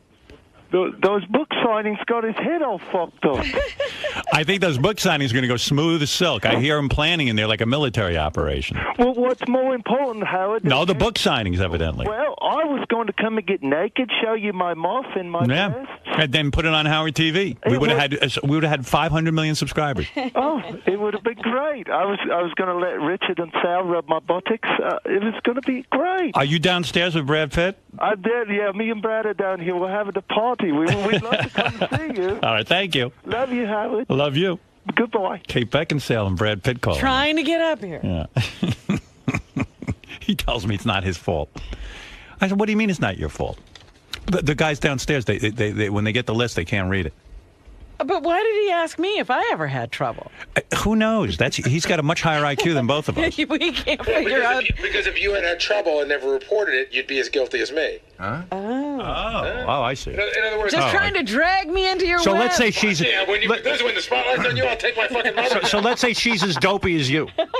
What does that prove? That's not her job to worry about. Because we're all responsible. You're responsible. I wrote you 3 emails about this. I did what I was supposed to do. But I understand. But Gary, how many times is it not going to work before you say, maybe this system doesn't work? Maybe we can't rely on the people downstairs. Suppose we had Miss Brad Pitt. How do we know that wasn't Brad Pitt on the phone? It sounded like Richard, but it could have been. Anyway, I have a lot more to talk about. I didn't get to it today. I'm sorry. We were very busy. Am I guest free tomorrow? Because I need time to talk about things. Not even a little. We're wow. 2 guests a day. I told you this is a crazy week. That's why I need you to do those plugs. In fact, we had 2 guests today, and one of them canceled. Who was the one that canceled? Dr. Drew. Dr. Dre canceled? No, Dr. Drew has to reschedule till later on. But we have Dr. Drew, you think he'll be able to get up here? Well, so we have 2 guests tomorrow and 2 guests on Thursday. Oh, all right. Well, all right. I'm going to hit the air running tomorrow at 6 a.m. In fact, actually, we have 2 guests on Thursday and a contest. Oh. Wow. Then I'm staying home. It's a super busy day. All right. How's everything with the book going? I don't know. You all set? I'm not scheduling that shit. No? I'm not. I mean, they tell me what I'm doing, and I just say yes. Yeah, it's all set? I'm Good. not scheduling anything. Yeah. I'm not. It's, you know. You got a big plan involved? You're going to hit a lot of different places? Yes, I'm going to be doing. I'm Good. getting a lot of places. So you'll be even busier. See if you can carve out a little time to straighten out the guest situation, so that people can get upstairs. All right. Thank you. Don't mean to interrupt. He's so busy arguing with Ross back in his office about his book signings. He's busy. It wasn't arguing about the book signing. It was arguing. That was a client, a paying client of Sirius that pays our fucking salary. Howard.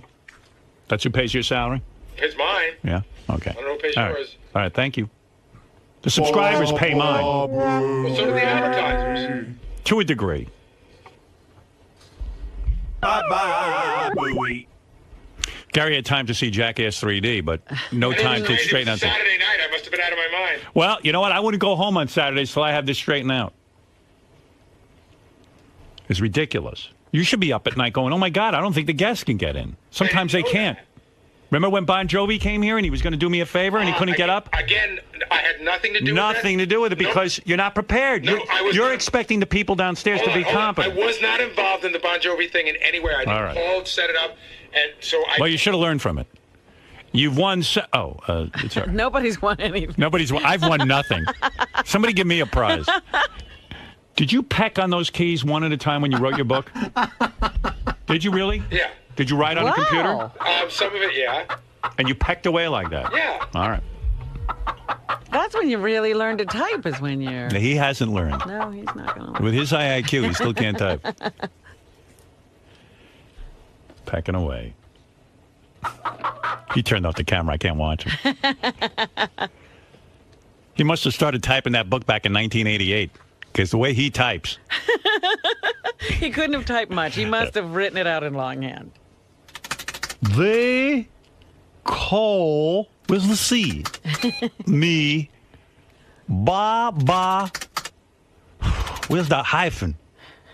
Boff. Bowie. B-O-O.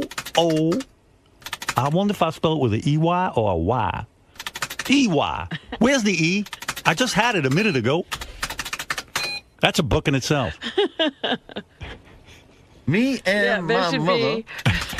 There should be a writing of it, just the camera on him typing. Ampersand. Still writing over there, Gary? Sure. Me and my mother. Quotation marks. Loved, yes. Unquotation mark. Can you find the unquotation mark? It's right next to the ampersand and the backslash.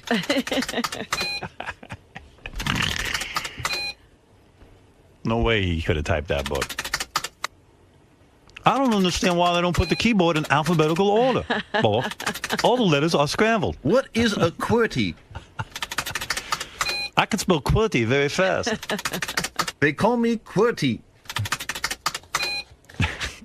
No, your name is Baba Booey. Oh, QWERTY is faster. Every word in your book is QWERTY. And then I QWERTY down to QWERTY. And I grew up in QWERTYville. The end. Uh-oh. QWERTY. Everything is coming out in caps.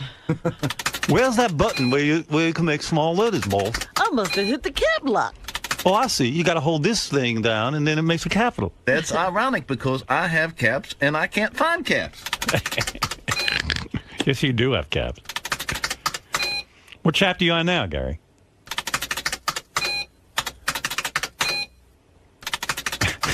There he is, working on his voice. Jesus. The TV guys just put Sal up. He's got the Gary mask on. You'll see it on TV tonight. That's too fast. He's picking his nose. Now he's eating the keyboard and banging the keyboard into his head.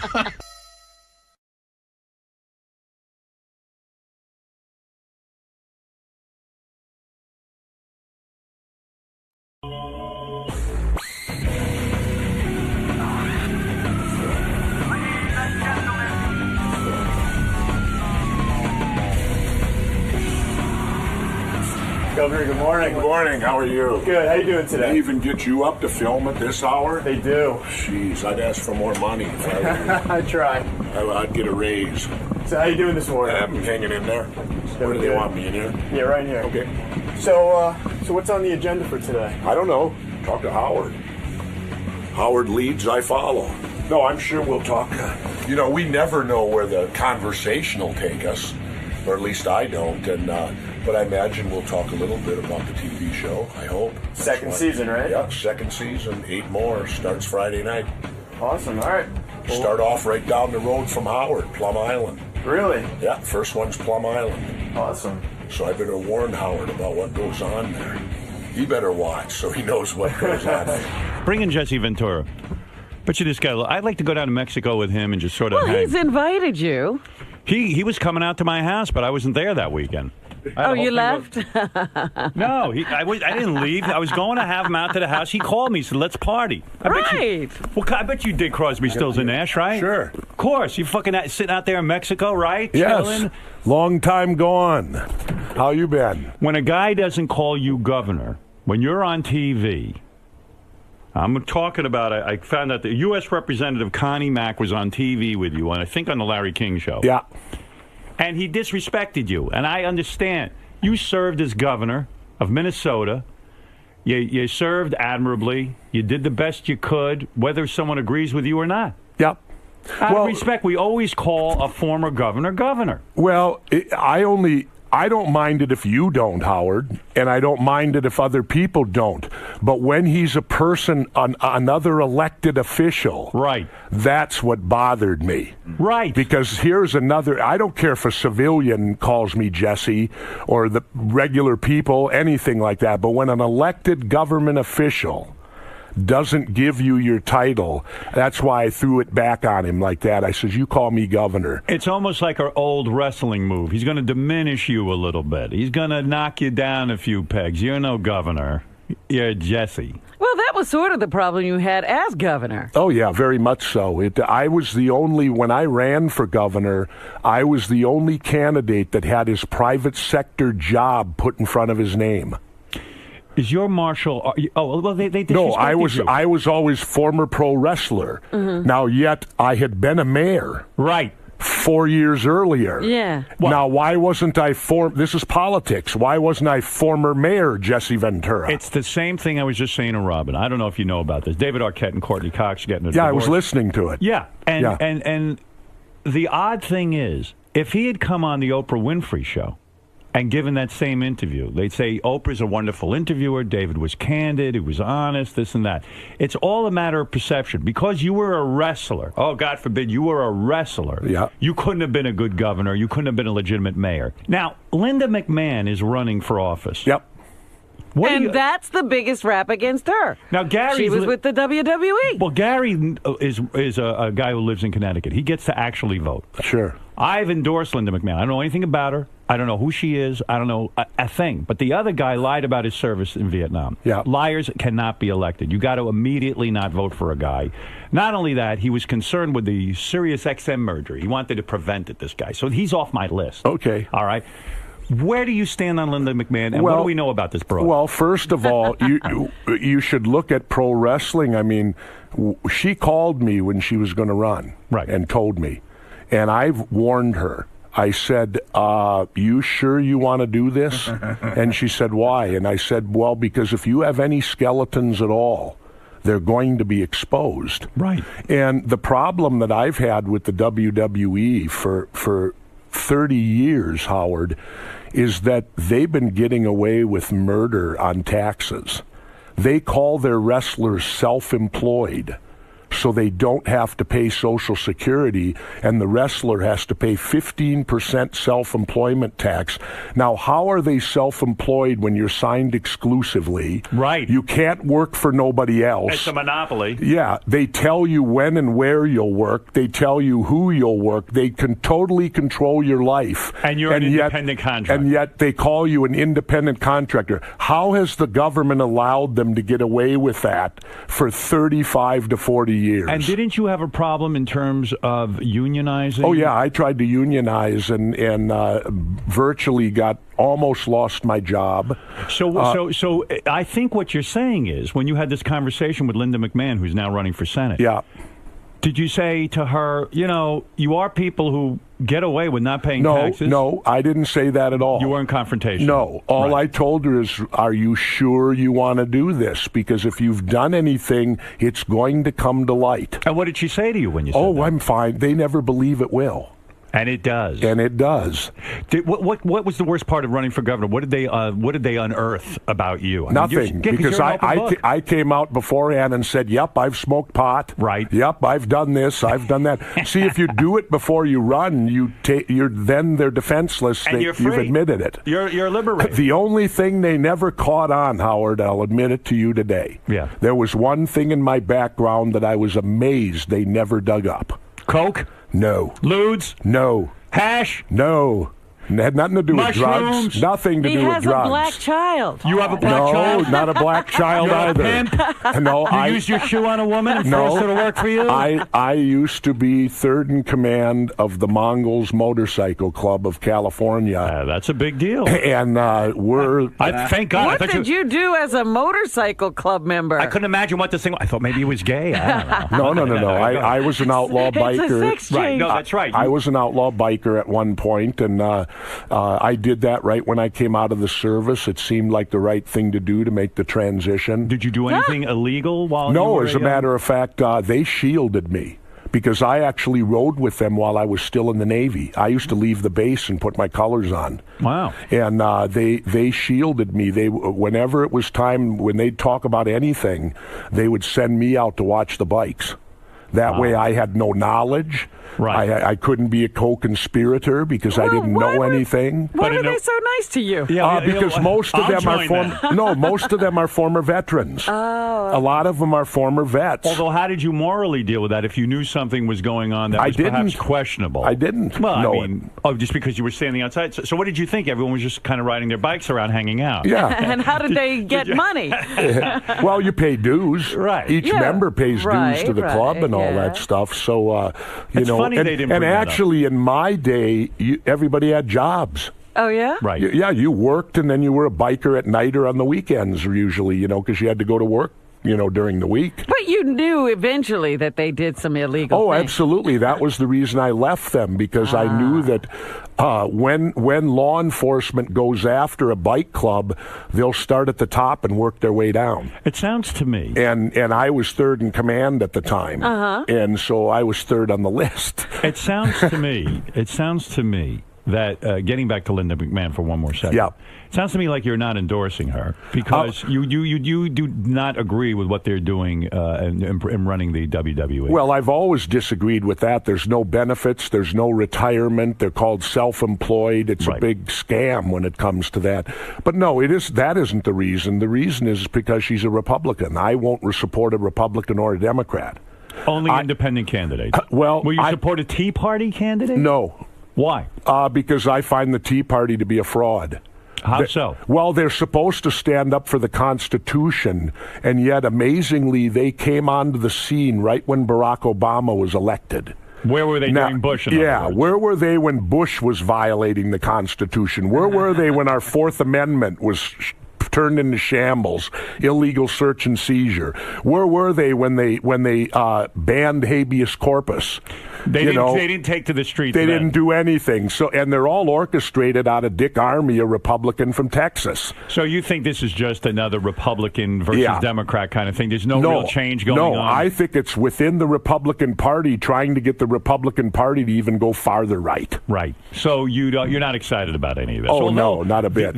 I think people are like you. They're fed up with how I was saying earlier, I was going over my taxes. And I couldn't believe how much money I'm paying and how little you get for it. Oh, yeah. You're angry with the waste. It's like a cliche, right? Everyone says, I'm angry with the waste in government. But it really is wasteful. Yep. You see a report every week in the New York Times about some other bullshit thing they're putting money into, well, right? And I think we have the right to know what our money is being spent on. Right. Now, how do we get that under control? You can't. What are we going to do? And I can twist it to my TV show, which is why I'm here. The conspiracy theory show. Yeah. Well, I deal mainly with the government, Howard, and the things I deal with in looking into the government, you can't get an answer. They won't talk to you. They won't on certain issues, and they're spending our money. So I have a right to know what they spend it on. So doesn't it make sense in some bizarre way to throw out every incumbent and say, fuck you, I don't care. I don't even care if it's some lunatic who practices witchcraft. I'm going to put you in office just because you're not an incumbent, and we're going to teach them a lesson. Well, that's a good idea, but I have a better idea. Go ahead. What do we do? The new position I take, I do not support the third party movement anymore. Right. And I don't because I realize that the system is so corrupt. The Democrats and Republicans have created such a corrupt system that any third party, if they're going to compete, is going to have to corrupt themselves. Right. Well, you've already got a two-headed monster. Why would you want a three-headed one? Right. I now advocate this. I advocate for the abolishment of all political parties. Turn them into political action committees. When you go in to vote, there should just be a name. There should not be a party designation underneath it. Don't we end up with the same nudniks, except they just don't have a party? You might, but the case being is right now when you walk in to vote, Howard, you can be stupid and say, well, I like what Republicans do, so I vote Republican, Republican, Republican, Republican. There's no real looking at the man. You're voting the party, not the person. Right. And if you eliminate the party on the ballot, then you as a voter have to educate yourself. What does John Smith stand for? Why? What does Bill Jones stand for? Aren't there some politicians who genuinely want to get this under control and spend responsibly? No. And there aren't. There's no one. They are completely controlled by the parties. Is Jerry Brown a breath of fresh air? He's been around forever, but isn't he sort of like an honest guy who just wants to reduce the... I don't think you can be in government that long and be honest. There's no way to keep getting There's no way that you... It eventually, the system is so corrupt, Howard, that the longer you're in it, you will become corrupted. Was the system so corrupt that, in a sense, even the good things you wanted to do, you were unable to do because you can't fight these other guys? Well, I'm the most powerful man in America. You know why? Because you don't live in America. No. Why? I live here. Well, you name me one other person, Howard, that can get the Democrats to jump in bed with the Republicans to oppose you. Well, that's true. You did that. I did that. You did. No one else in the country can accomplish that. The one thing they were united them. on. The one thing they united on was getting rid of you. Getting rid of me. They didn't like it. Well, they have their game and they have control of it, and they're not about to relinquish that control. So even you yourself, as an honest man who had a good agenda, couldn't get the agenda through because government is like a barge. It's like a big barge that can't be moved. It's impossible to move it. Well, you can move it, but about an inch. An inch. About an inch. Did you move it an inch? Oh, yeah. Yeah. I tried to get unicameral, one house. Why do states need two houses? It actually violates the Constitution. It's supposed to be one person, one vote, but it's one person, two votes because you have two representatives. Someone told me they're looking at you to run for vice president with them. Is it Ron Paul or? Oh, that's just a big list that they keep out there with Ron Paul of who would make the best candidate to run with him. Let's say Ron Paul runs. Yep. He says to you, Governor, I need you as my vice president. Let's take a shot at this thing. Let's get it all together. Are you in or you out? I'd have to think about it seriously, and I would have to have Ron Paul quit the Republicans and run as a complete independent because I wouldn't put my name with any Republican or Democrat. Let's say he says, listen. If he says, I quit the Republican Party, will you run with me for president as VP? I would give it its due consideration. You would? Yeah. You're ready to jump back in? What about if he said... You just asked me. He hasn't asked yet. Would you give up your TV show that is now in its second season? Would you be willing to walk away from your hit television show, The Conspiracy Show? Yeah, because I may walk from it anyway. Oh, is that right? Why? Well, you never... You know what? You're a maniac. You know that? Well, I is only that do... now a problem? No. I only do things for wrong about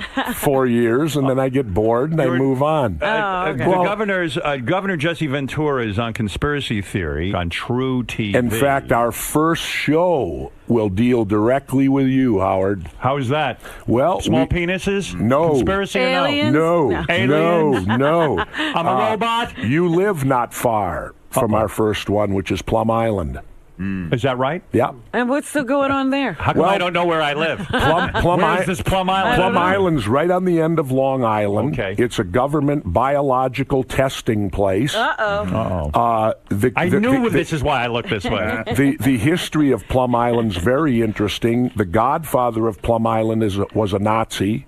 Oh, wow. His name was Erich Traub, and he was directly under Himmler in the SS. No kidding. Yeah, and at the end of World War II, there was this massive grab for the Nazi scientists. Like we got Werner von Braun, who was the godfather to our space program, which was good. Right. We also got Erich Traub, who probably should have stood trial at Nuremberg. Right. But we brought him here and made him the godfather of Plum Island. Do you want to know his expertise? Yeah. What? His expertise was biological warfare, infecting mosquitoes and ticks with biological agents that you could turn loose on any country or people. Are you saying that Lyme disease? You are? What? Well, what are you saying? Lyme disease. Bed bugs too. Those bastard Nazis. No, Lyme disease. Stink The bugs. first recorded case of Lyme disease in history was from Lyme, Connecticut, which is right across the water. You know what? You're a genius. I'm not a genius. I just figured follow it out. leads.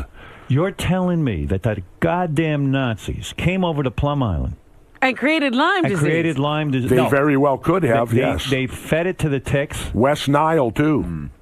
West Nile virus. Yeah. So Because they're that's still what they do doing out there. I believe it. Now think of this, Howard. Here you got this biological testing place on Plum Island, right at the end of Long Island.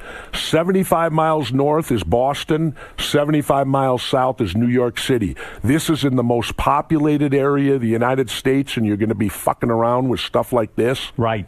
Right, and you don't know what you're fucking around with because you don't know the implications. And who knows And what that else is comes going from out there. taxpayers' money, too. Yes. That's supported by that. And we're not allowed to know what they do with it. We're not allowed that the godfather... Well, we can know the godfather of Plum Island was a Nazi. And the irony of it is that they're busy creating these things and they're unleashing it on their own people. Well, we didn't even get to use it in a war. Not intentionally. If they lose the electricity out there, the things they keep it in don't function then.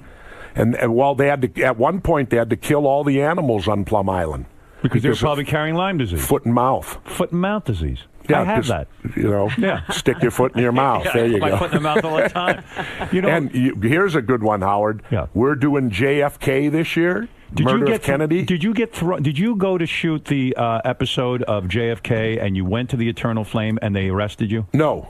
That's No. what I heard. No. What Why happened? would they arrest him there? No, what happened? should arrest him here. what happened was, I think, even worse. We attempted to go through proper channels to go in front of Kennedy's Eternal Flame to end the show with me simply standing in front of the Eternal Flame with my head bowed looking at it. And we went through the channels. It's Arlington's run by the U.S. Army, and the guy's name, I think, was or something like that. He denied me in a written letter stating they didn't appreciate the content of my show. What didn't they appreciate? The fact that you think there's a conspiracy theory behind the Kennedy Yeah. assassination? Yeah. They don't like that. Then, therefore, Because it goes I'm... against the warrant. And what Therefore- difference does that make? He doesn't know. They denied me. I'm a Navy veteran. I'm a mayor. I'm a governor. And John Kennedy was a Navy man. John Kennedy actually created the Navy SEALs in 1962. He's the creator of my unit. You are so... And they would not allow me to stand there, and they even said, because we don't like the content of your show. Here's the dangerous thing, Howard. Why is a government employee allowed to insert his opinion into policy? That's my point. right. It's Then freedom they of also speech. lied because in the letter they said it required approval from the Kennedy family. We contacted the Kennedy family and they didn't know what they were talking about. Right. They said, we have nothing to do So with did you ever Arlington." get the shot? Yeah, we went there and it was the classic case of compartmentalization. The security guys on the ground didn't know nothing about it, so they cleared everybody out of the way. They helped you. They helped me. It's true. You should just go and do it. Oh, we did. That's we it. thought the hell with them. We'll just go do it and see what happens. Were you nervous during it? Or? Not at all. No, you're not If I afraid. would have been arrested, That would have been good for the show. yeah, absolutely. Absolutely. Especially going to pay tribute to my president. I noticed that you are wearing your U.S. Navy SEALs sweatshirt today. It's Always. a T-shirt. T-shirt. Yeah. I thought it was a sweatshirt. You know what it Yeah. is? He's very muscular. Yeah, not anymore. No, I see. You're in good shape. You're a big guy. I should be as big as you. You are. You're taller than I am. I bet your I'm penis. gonna I bet vis- your penis is 3 times the size of mine. I don't know. I bet you're. But you I know- bet you're 9 inches. But You are, aren't you? Son of a bitch. Look at you. You're 50 times the man I am. What's it like to be a real man and have a 9-inch penis? Talk about that. Howard, for a second. tell me. How is it? You're a real man. I That see has it. nothing to do with nothing. You can kill guys. So can You you. have killed. So can you. No, I can't. Sure. I'm a big pussy. Nah. Robin can beat me up. I don't believe that for a minute, Howard. I don't think I'd have a chance. that you're a tough guy in disguise. You're one of them guys you got to worry about. No. Yeah. Unfortunately not. When you say you're 9 inches, is that from the balls or from the shaft? Just the shaft. Be honest, for once. Stop lying. What I'll do with What you, did you Howard, is just this. do? I knocked over Fred's guitar. Fred, I got to buy you a new one. Howard, I want to be like David Arquette, though, today. Yeah, go ahead. Be honest. I want to confess to you, Howard, that I celebrated my 35th wedding anniversary this year. And how did you? Why is that such a big confession? Well, how many people can say that? Not many. Any bumps along the road? Yeah, come on. Did you cheat along the road? Never. Never. Never. You haven't had sex with someone new in 35 years. To give people that secret. Not that I can remember. Give the secret. Give the secret. Seriously, that's admirable. The secret is simple. Go ahead. And my wife is listening because she wanted to hear today's show. Yes. And she'll kill me when I get home. Go Maybe. ahead. Say it. But This would be good for David to hear and Courtney. Go ahead. why would I leave the best sex I've ever had? So is that really true? Yeah. I thought the secret was a lot of porn, but I didn't realize that she was the best sex you ever. When do you say the best sex you ever had? She's the best. What does that mean? Is it because it's so loving, or is it because it's so raunchy? Is Both, everything. She does it all. She gives everything to you. Yeah, we do to each other. Are there things you want to do to her that she will not allow? No. Hold it. Isn't there sometimes you feel you want more, and she's like, I don't go that. No, distance. I'm wore out by then, Howard. When you say worn out, when you say it's the best, what is best sex to you? Is it very physical? Because you're a physical man. You were a wrestler. You're Not necessarily. It can be many different ways. That's how you keep it good. Is there talk during it, or do you keep quiet? Be. There can be. Sure. You say dirty things to her? Maybe. Really? Oh, my God. The governor's saying dirty things? Oh, he's an animal. That's why he can't be the governor. Robin, the governor was a frogman before he was governor. What type of dirty things do you say to your wife? You don't say 30 words, do you? I love you, honey. No, come on. Do you ever say, like, you ever say, like, vagina? Oh, do you ever say pussy or give me some pussy or something like that? I mean, do you ever get crazy like that? No. You don't? No. You embarrassed to admit that? Howard, do you think I get embarrassed at anything? Nothing. Yeah. So there's no filthy... I will suffer embarrassment only not to embarrass my wife. But you ever say to her, like, I'm going to fuck you like a Nazi biologist. Or like, I'm going to pretend we're on Plum Island. I've never said that, Howard. No. I've never said, let's go to Plum Island and I'm going to experiment with Let's go to Plum Island. I'll experiment on you. I'm going to Plum Island. Usually with us, it's the opposite, though. It's her going at me. I know I'm kidding around a little bit. I know. But I'm really serious. Like, what is it that makes great sex? You know, some women just kind of lay compatibility. I think, I think that if you're, see, that's where I always laugh. Like I heard a sexist guy the other day talking about how you never marry the stripper or you never do this to that. Well, what would you marry then? Some maudlin woman that you have? Who sex is such a huge part of marriage. It's so huge. If you're not sexually compatible, the marriage is not going to survive. You know, you're so smart. I love you. He wants to marry you. I wish you'd have sex with me. You're absolutely right. Sex is a huge part of marriage. Yes. Because really, what separates a friendship from a romance? Right. It's sexual. Sex. And so, it's like a guy, like some guys will come up to me and say, my wife doesn't blow me. She doesn't like to blow me. She doesn't like to blow me. And it's true. I mean, you like to get blown, right? And your wife says, hey, my husband likes it. I love him. I'm going to do it. But let me ask you a question, Governor. I'm being frank. This is a sex question because you know everything. I don't know. Let's say you like going down on your wife. Yeah. It's something that gets you off. Yeah. But she doesn't like the way you do it or whatever it is, or it's not her thing. So should you back off? Or should you say to her, honey, this is something I need to do to you? I think you should back off. Back off? Yeah. Because why? Because, again, sex is something between two people, not one person. Right. And I find that to be good sexually is to have the idea of how do I term this? Your partner's pleasure comes first. Right. Not yours. I know I'll get mine. So I prefer to be the type who would worry about her. Because I know myself. You're very evolved. Well, I believe in evolution. I believe you're evolved. Do you hear what the guy's saying? I'm very impressed. I'm impressed with you. I can't believe I'm impressed with you, but I am. Well, Howard, the one thing I'm going to do, though, and it won't be this winter. Yes. But next summer, you've been promising me the Hamptons. Yes. In fact, the governor I'm going to show up. Good. And Do it. You're not going to know it. Fine.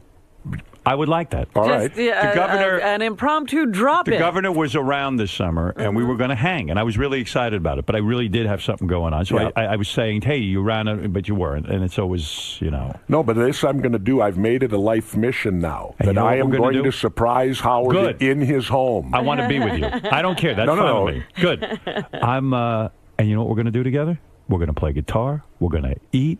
We're going to drink, and then we're going to write. Well, we can't drink. You don't drink? I can't. Why? I'm on blood thinners for life. Oh, come on. No. You could have a drink. No. When you're on blood thinners, no, you can't do it. Drink. You can't do it. What are we going to do? Smoke weed?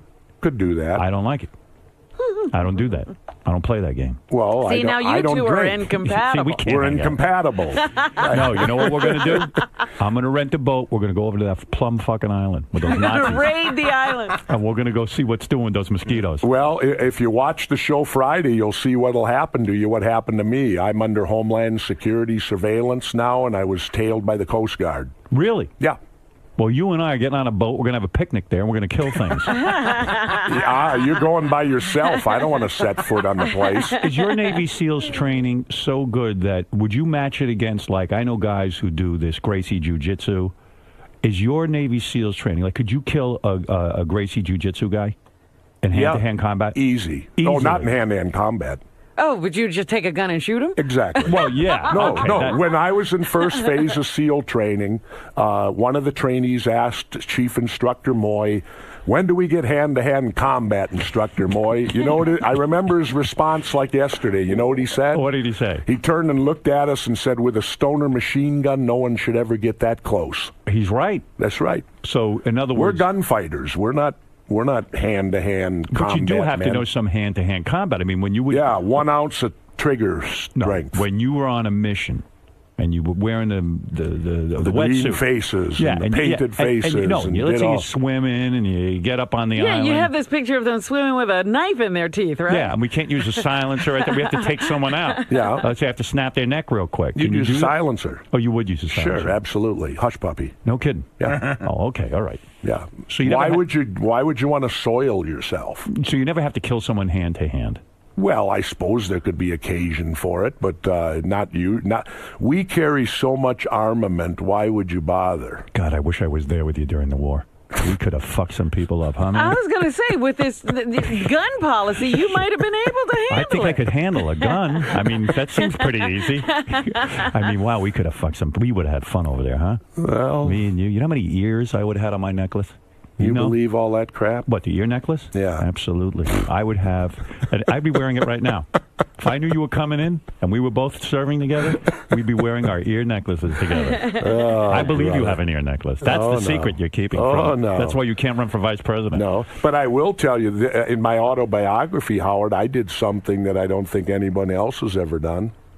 What's that? Had a personal conversation with Fred? No, I right before I deployed overseas on my first deployment, I was single then. I was 19, and a friend of mine told me about those houses they have in Nevada. Oh. And I Yeah. thought that's a good place to go before you deploy. Sure, why not? And so I went there, Howard, and I think I'm the only one in history that went there. And she paid me. You're saying you went to a legal whorehouse in Nevada. Why did you have to go to a legal whorehouse? Because I'd never seen one. Right. So you said, okay, I'll go to the one that's legitimate. Yeah. You went there. Yeah. You banged this woman so hard that she paid you. No, she did it before. I don't understand what you're saying. Well, they come out and line up, and you pick the one you want.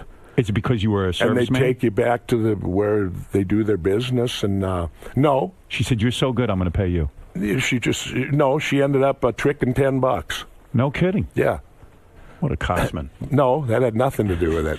I just finished SEAL cadre, and we'd been shooting the Stoner machine gun a lot. Yeah. And it's belted, same as an M16, except belted, not magazine fed. Yeah. And I had put together casings, about 17 feet of it, and I was wearing it for a belt. And when I walked back there, she looked at me and said, "I want that belt." And she said, I said, "Well, make me an offer." And she said, "How about a trick and $10?" And I had 18 more feet at the barracks, so I just So you pulled made it out some money. and handed her the belt. And How was it being with a hooker? Was it satisfying to you? Sure. She was hot? At 19, you don't know any difference. Yeah. How many times did you bang her? Huh? Just the once? Yeah. That's it? Yeah, well, then I went to 2 others. And then you went off to war? Yeah. Look at you. And I got yelled at for that. When I wrote that in my autobiography, the press ripped me apart over that. I guess they felt, Howard, that before I deployed, I should have gone to church. Yeah, right. You know, that I should have had quiet time and all this when you're 19 years old. And That's like this Make-A-Wish Foundation we were talking about. It's a good cause, but get these kids laid before they die. Don't they take them over to Disneyland? That's where I want to be. Didn't Schimmel say that? Listen to me.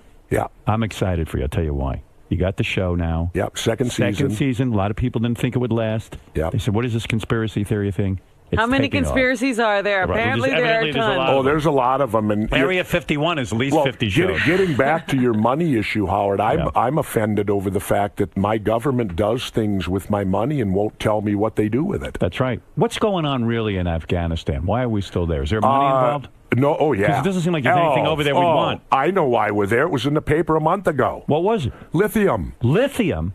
You mean that shit they give the lead singer of Nirvana? No, the mineral lithium. There was a story a month ago saying they just discovered this massive mineral wealth in Afghanistan. Like what? Some guy was on patrol and tripped over it. Some Marines over there on patrol and hey, what do we got here? Lithium. We better report this. You mean lithium is a battery substance? Lithium. They claim it's $1 trillion worth, the vein, and we'll need that for every cell phone. Every computer, and soon-to-be electric cars. That's why we're there, Howard. It has nothing to do Osama bin Laden, the Taliban. That's all red herring bullshit. Well, we're Vietnam there. was a money issue too, right? Sure, we're there to get the mineral wealth. The key to U.S. policy is wealth. No, is corporate. Any country that doesn't accept corporate becomes our enemy. All right, case in point. You got China. They're communist. You got Cuba, who's communist. We love China. We can't get enough of China. Why? Because China welcomes our corporations. Right. Fidel kicked them out. Right. Why do we hate Hugo Chavez in Venezuela? Why is he demonized here? Go see Oliver Stone's documentary on him if you want to see about who Hugo Chavez is. Because he kicked out Exxon. He nationalized their oil and said, the people of Venezuela should benefit from this natural resource we sell. Booted out Exxon. That's why we hate Hugo. That's why we attempt to assassinate him. Coup d'etats. So anybody that bucks the corporate power of this country will face our military. So in Afghanistan right now, there's enough lithium to make every cell phone, to make every electric car, and then some. Yep. Look at you. They said that it could be worth $1 trillion, they said. The amount of lithium. Now, did they already know that, or they kept looking until there was some reason to be in Afghanistan? Well, I'll put it to you this way, Robin. I always wondered why in the 80s the Russians went in there. Mm-hmm. I was mystified over that. Why did the Russians, Afghanistan, who'd ever even heard of the place? Why would they care? Who cares? Why would they care? Well, that tells me they knew as far back as then that there was lithium. mineral wealth there, and that's what they're going to get. You like any of these Glenn Beck, O'Reilly, like any of these Fox News guys? Or you? I'm banned. They won't even have me on. Why?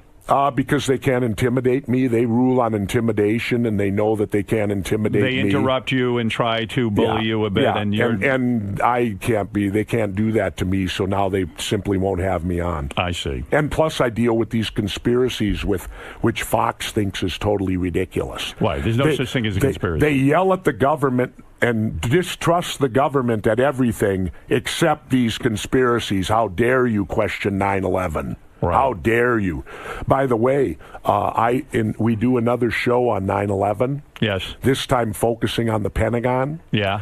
I speak to a girl on there, a former sergeant in the Army, who was right in the room that the alleged plane crashed into. Right. She actually walked out the hole and was rescued out on the lawn.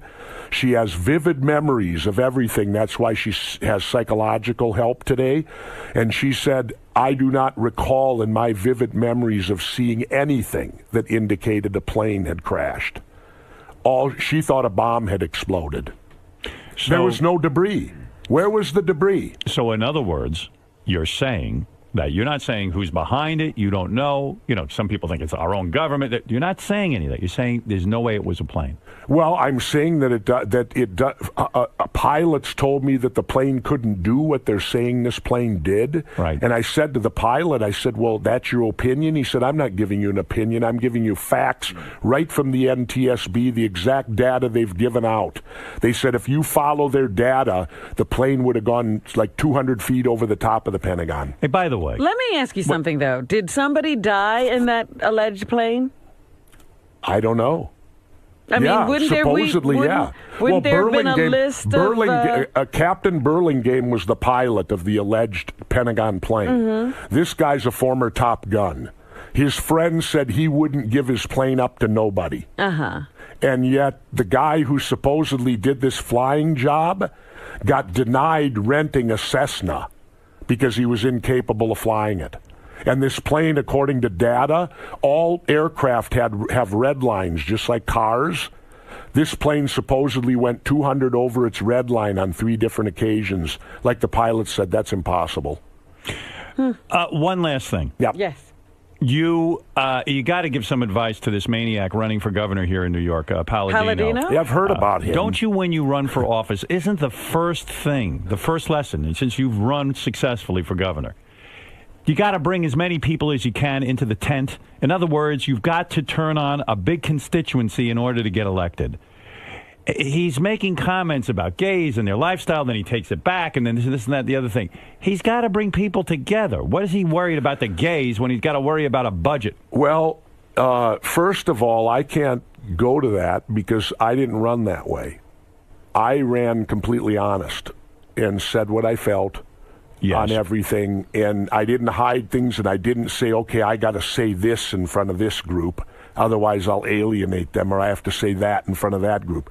I just was myself and told what I believed in and allowed the people to make that decision. All right, fair enough. So, Palladino, do whatever you have to do. Well, I disagree with him. Right. But you like his honesty, at least. Well, you know what you get. Is it honesty? Yeah, if you're going, I'd rather have him be honest about how he feels than to bullshit me. Right. Okay, fair enough. I would rather have the honesty, then I can make a decision.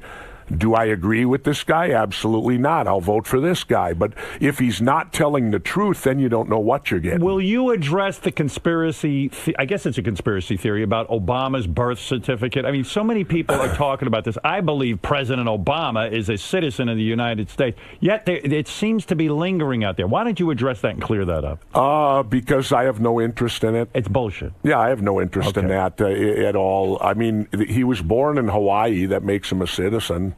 I mean, the United States Constitution says if you're born within the country, you're an automatic citizen. Yeah, so that wouldn't even make your show. No, I have no interest in that. Jesse Ventura, of course, the governor, the mayor, Jesse Ventura, and now the host of Conspiracy Theory with Jesse Ventura on True TV. You are the best.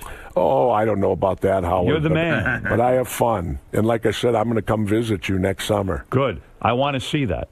And you will see. I know you're saying it in a threatening way, like you're just going to appear and chop me up. No, not that at all. But just remember what I told Hannity. What? I told Hannity. I said, "Remember something, Hannity. You got to sleep sometime." Would you mind submarining up through my pool?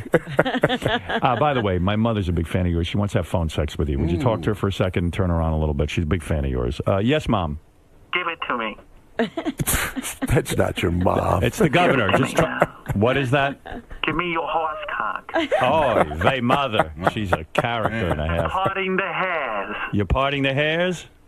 Listen, that's right. She's turned on by you. I just need you to give it to me now. You know what it is? You talked about your wife and the great sex that you have with her, and I think my mother got a little whacked out. Well, I don't know. That's right. That's right. What is it, Dan? Go ahead. You're on the air. Hello? Yes. Hey, I just wanted to say, Howard, how come you don't challenge him on anything?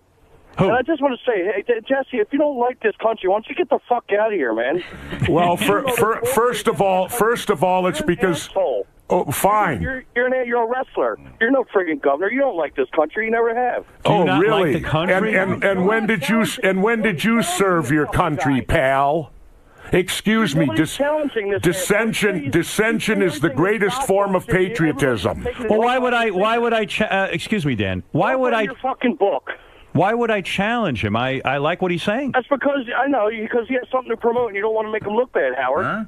I don't want to make him look bad. If I thought he was saying something that I couldn't, I'm interested in his opinion. Howard, I can tell you what this guy's problem is. What is it? He's a wrestling fan, and I was a villain. No, that's what it comes down to. Are Dan, you gonna let me talk? You said there was no planes that went into those Twin Towers. No. There was evidence. I didn't say nothing about no planes hitting the Twin Towers. Clean out your ears, pal. He said that there was no evidence, in his opinion, that a plane hit the Pentagon. Whatever. Whatever. That's his opinion. Howard, that doesn't make any difference, does it? The Twin Towers or the Pentagon, whatever. Why is it wrong for a guy to question? 7 was imploded by Bush and shit like that, and Unreal. Unreal. Yeah, I only blew things up for a living. I'd know nothing about demolition, would I, Dan? Well, you got this, You blew up things for the government, didn't you? Yeah, I blew up things for the government. Were you ever on secret missions where you had to blow shit up and make it look like it wasn't the way it was supposed to be? Well, No, we blew shit up to hell and high water. We did. We had a standard practice: when in doubt, overload. I see. Well, because you want it knocked down, you don't want to worry about leaving something standing. And he's entitled to his opinion. Sure. But I would challenge him and say, what knowledge does he have other than what the government has told him and what he's learned on soundbite news? I would never. How much has he looked into it? Has he investigated anything? Has he talked to people that were there? Here's what I say about you to like people that. all the time. I would never question your patriotism as a guy who served this country. Number two, you also served in the government, and you gave your time and your energy toward government, which is not an easy But thing. also, why is it unpatriotic to question something? Right. Why do you Exactly. just because you question what goes on, does that make you a hater of this country? We have an And let's say ego. I thought you were insane. Let's say I thought that every one of your opinions was insane. Why would I not be interested in hearing them? You're an interesting guy. I don't know. All right. And the point is, Howard, if we don't question government, you will get bad government. If And you that's go what along we've to got. get along like this guy who doesn't question anything, oh, the government told me so, it's got to be true, because the government never lies, do they? Let's see, can I list them? The Gulf of Tonkin incident, they lied about that and put us in the Vietnam War. They lied about Iraq. Completely put us in that war. Right. What more? I mean, this guy says, get out of the country. I have. I live in Mexico half the year. Yeah. Listen to me. You're getting worked up about one No, thing. I'm not worked up. I'm just giving him shit back, Howard. He deserves it. I've never questioned your patriotism. It's ridiculous. Well, he can question it. And you know how I defend it, Howard? My father had 6 Bronze Battle Stars in World War II. My mother was a veteran World War II, served in North Africa. My brother and I are both Vietnam veterans. So every member of my immediate family served at a time of war. Right. I don't think you question someone's patriotism like this guy did. I don't. Does it bother you when a guy like Blumenthal lies about Vietnam? Nah. Doesn't bother you? Nah. Oh, good, because I'm going to continue lying about my service. Because they lied to us about Vietnam. Okay. So, one good lie deserves another one, come I on. guess. When a guy's running for office and he's lying about his service in Vietnam, I mean, that's a troubling thing. Well, yeah. As a veteran, it bothers me. As someone who served this country. All right, Howard. All right, Coming there you go. from you, I take that. Great. Iron Sheik needs to talk to you. Oh, Yes, Iron dear. Sheik, go ahead. You fucking pussy! You don't want to talk! You don't have a balls! You don't have a guts! Take a fucking fuck! What? Why is he screaming this morning? Sheiky, You're what? a Jew, cheap son of a bitch! What about that? Are you a Jew, cheap son of a bitch? Am I Jewish? Are you a Jew, cheap son of a bitch? No. That's what Iron Sheik just said. I it's pretty hard to be a Jew. Howard, it's pretty hard to be a Jew when you're an atheist. You're a Jew! That's a tape of the Iron Sheik, by the way. Yeah. Not really the Iron Sheik. All right, listen. Enough fun. By the way, I've come out of the closet now, too. I am an atheist. Is that true? Yeah. You've put it together. Was there a time that you believed in God? Yeah. And What what happened? changed? What happened? I got intelligent. And you decided there is no God. Well, until it's proven to me, like, I watched the guy on Bill Maher, that, what's that famous writer from England, atheist guy? He was brilliant. No, to me, when you look at religion and God, it causes all the hate and destruction in the world. Well, I'm separating God from religion. Right. Do you believe that there is an entity or being somewhere up in the sky, so to speak? Nope. That Not necessarily up in the sky, so to speak. Here's what I view it, Howard. It's a guy in the sky that wants your money. Do you think it's all Well, but you are. And the first confusing- question you but ask, you if are- he's in the sky, what does he need with my money? But you are confusing the people who run religion as opposed to the actual belief in God. Or I guess, an but- intelligence or what? How did we get here? Through evolution. Through evolution. I heard a guy. How did anything get here? I heard a guy say. So in other words, you probably think that this would be a random. See, this will stop me from holding any more offices because in this country, they would never elect an atheist. I think a lot of people would admire your stance. Oh, no. You'd never get elected. There's such a movement now that a lot of government officials, they hide behind religion and they're against science. I just read research on stem cell research going on. a miraculous thing has happened. They believe they've regenerated the person's ability to now walk or to get feeling in their legs and their arms. If they're paralyzed and have a spinal cord injury? I just read about this yesterday. Now, if these religious kooks, all in the name of God, who are against embryonic stem cell research, if they had their way, you wouldn't be seeing this.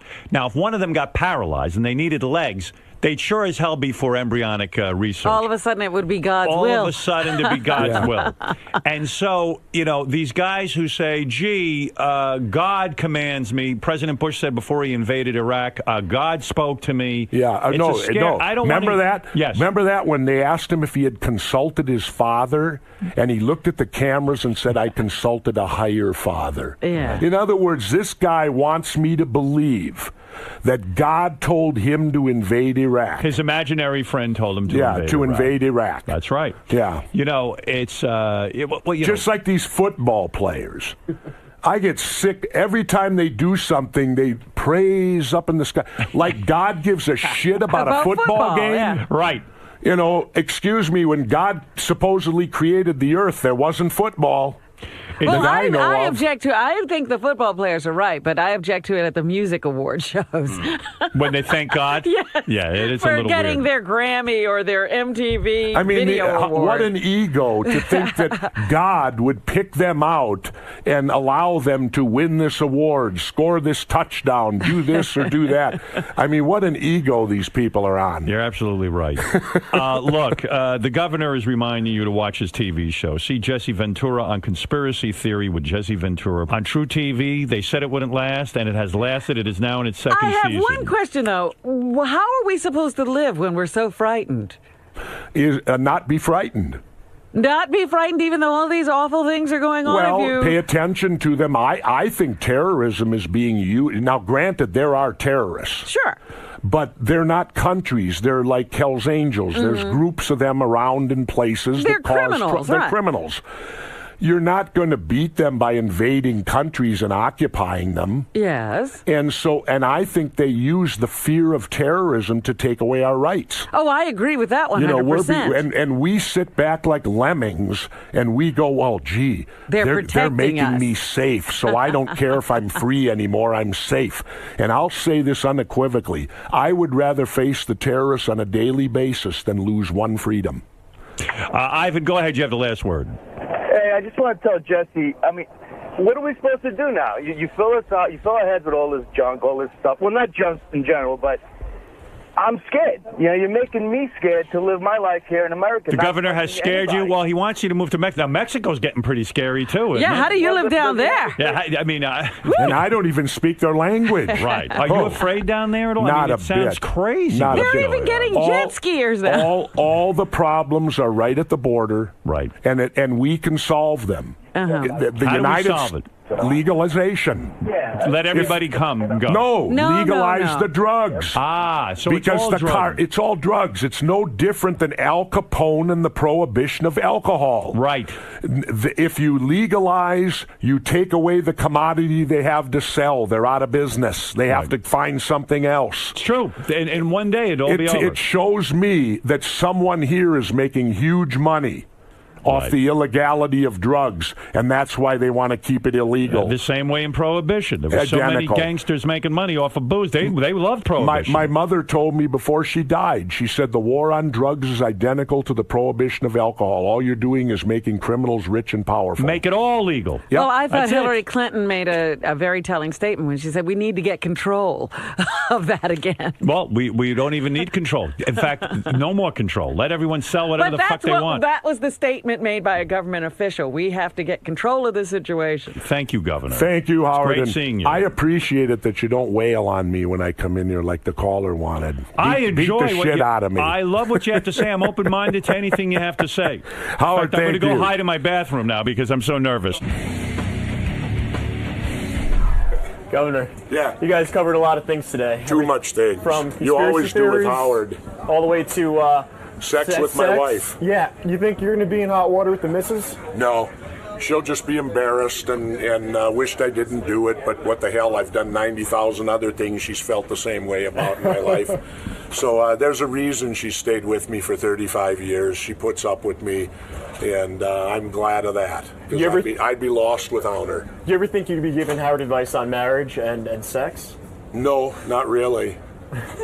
But that's the great thing about doing Howard's show. You actually never know what the hell you're going to talk about when you get in there, and he can lead you down the primrose path to destruction quick. Billy. Yes. Look at you.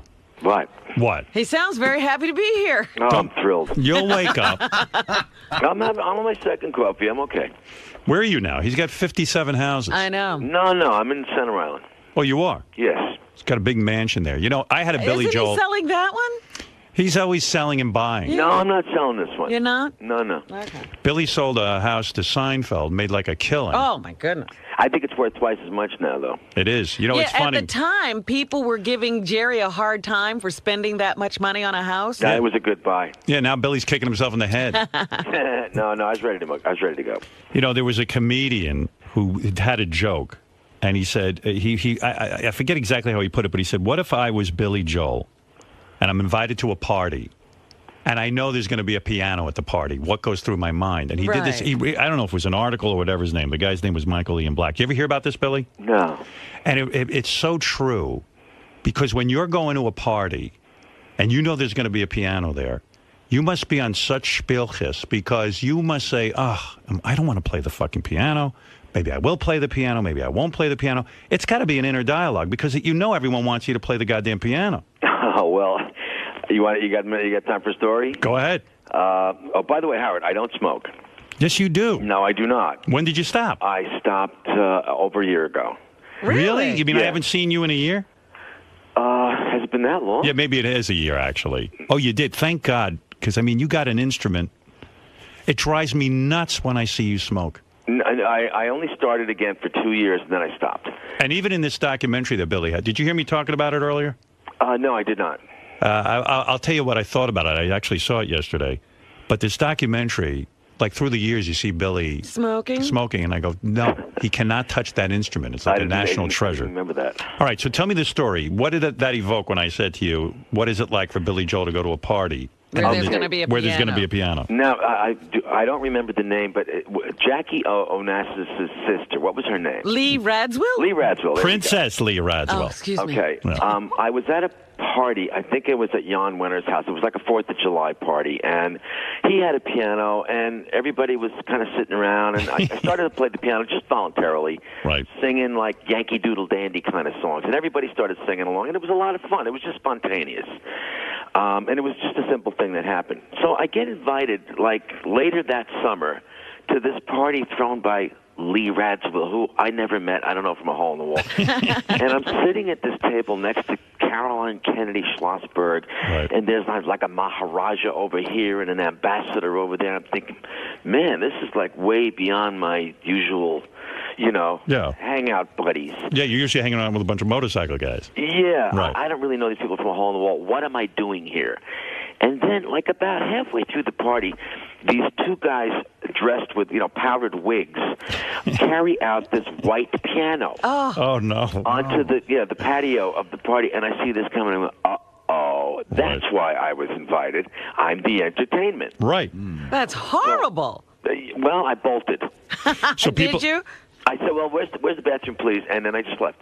Now, but in a way, it's a tricky thing with that piano, because when you describe in your movie meeting Christy Brinkley, yeah. And by the way, those old pictures of Christy, and I mean, it must have been unbelievable. Billy sees a piano, he's playing in some lobby at a hotel, he's just hanging out, at a bar or something, and then all of a sudden, it turns out Christy Brinkley and Elle McPherson are watching him playing the piano, standing next to the piano, looking over at me, and they're swooning. I mean, even in the documentary at Shea Stadium, you see women in the audience swooning. I mean, it's such a powerful position to be in. Well, when you have Elle McPherson and Christy swooning, how do you choose? Hey, Billy, didn't you, and I never asked you about this, didn't you bang Elle McPherson first and then get to Christy? I never said I banged anybody. Well, wait a second. I know you banged Howard, don't Christy. do this to me. Wait a second, though. Weren't you dating Elle McPherson first and then you moved on to Christy? Yes. Wow. How's so he that? got both of them. Well, Christy actually was seeing some guy at the time when I met her. Oh, okay. This was down in St. Bart's, and Right. she had a boyfriend who was there, and so I just met her, and I met Elle at the same time. So I actually did start to date Elle first. Oy vey. Yeah, I know. What a life. When I was watching the documentary, it brought up a lot of thoughts, and your marriage with Christy and Alexa's birth and all the home footage of you guys, playing the piano and hanging out with Alexa, it looked perfect to me. It really did. I was envious. I was watching this life of yours. I'd never seen pictures like this before. And I just said, oh, those two were happy. It was perfect. They were happy, I'm sure, for a time. It's hard to believe it ended. It seemed almost like royalty. Well, it was good. I mean, there was a lot of good time. Yes, there was. But is it really true what you say in the movie that the road just kind of ruined everything because you were out there? It's not a good occupation for trying to hold a relationship together. No, being on tour, it just savages relationships. Because you'll be away for a while. She'll call you to see if you're in your hotel room. You're probably out going, you're probably with your crew and you're hanging out afterwards. And then suddenly she gets jealous because she thinks you're out cheating on her, but maybe you're not even cheating on her. But it feels like you are. It's just it's time away. It's the distance. People grow apart. Do you usually in these start of a relationship are people going on tour with you, and then after a while you're starting a family, and then that changes the whole dynamic? Well, when you have a very small child, when you have a baby, infants, even toddlers, it's easy they're portable. You can take them with you. Right. But once they start the school thing, forget it. They're locked into where they are, and mom is also locked into the home. Somebody's got to be there. There has to be a domestic situation. So when I didn't even want to go on the road at that point. I had to go on tour because of some financial problems I had. But Billy's movie called The Last Play at Che goes into this. This is an unbelievable story. I remember to the me. trial. Well, Billy's first wife, her brother, becomes Billy's financial manager and completely wipes him out. Billy divorced the wife, but Christy, he kept the brother. But Christy, Billy says in the movie, she's the one who figured out. She said to you, Billy, your money manager is running around in private planes. He's got 15 new cars and a new mansion, and we don't have anything. Well, that's kind of an exaggeration. But she did have her suspicions. Yes, she did. So she helped you through that.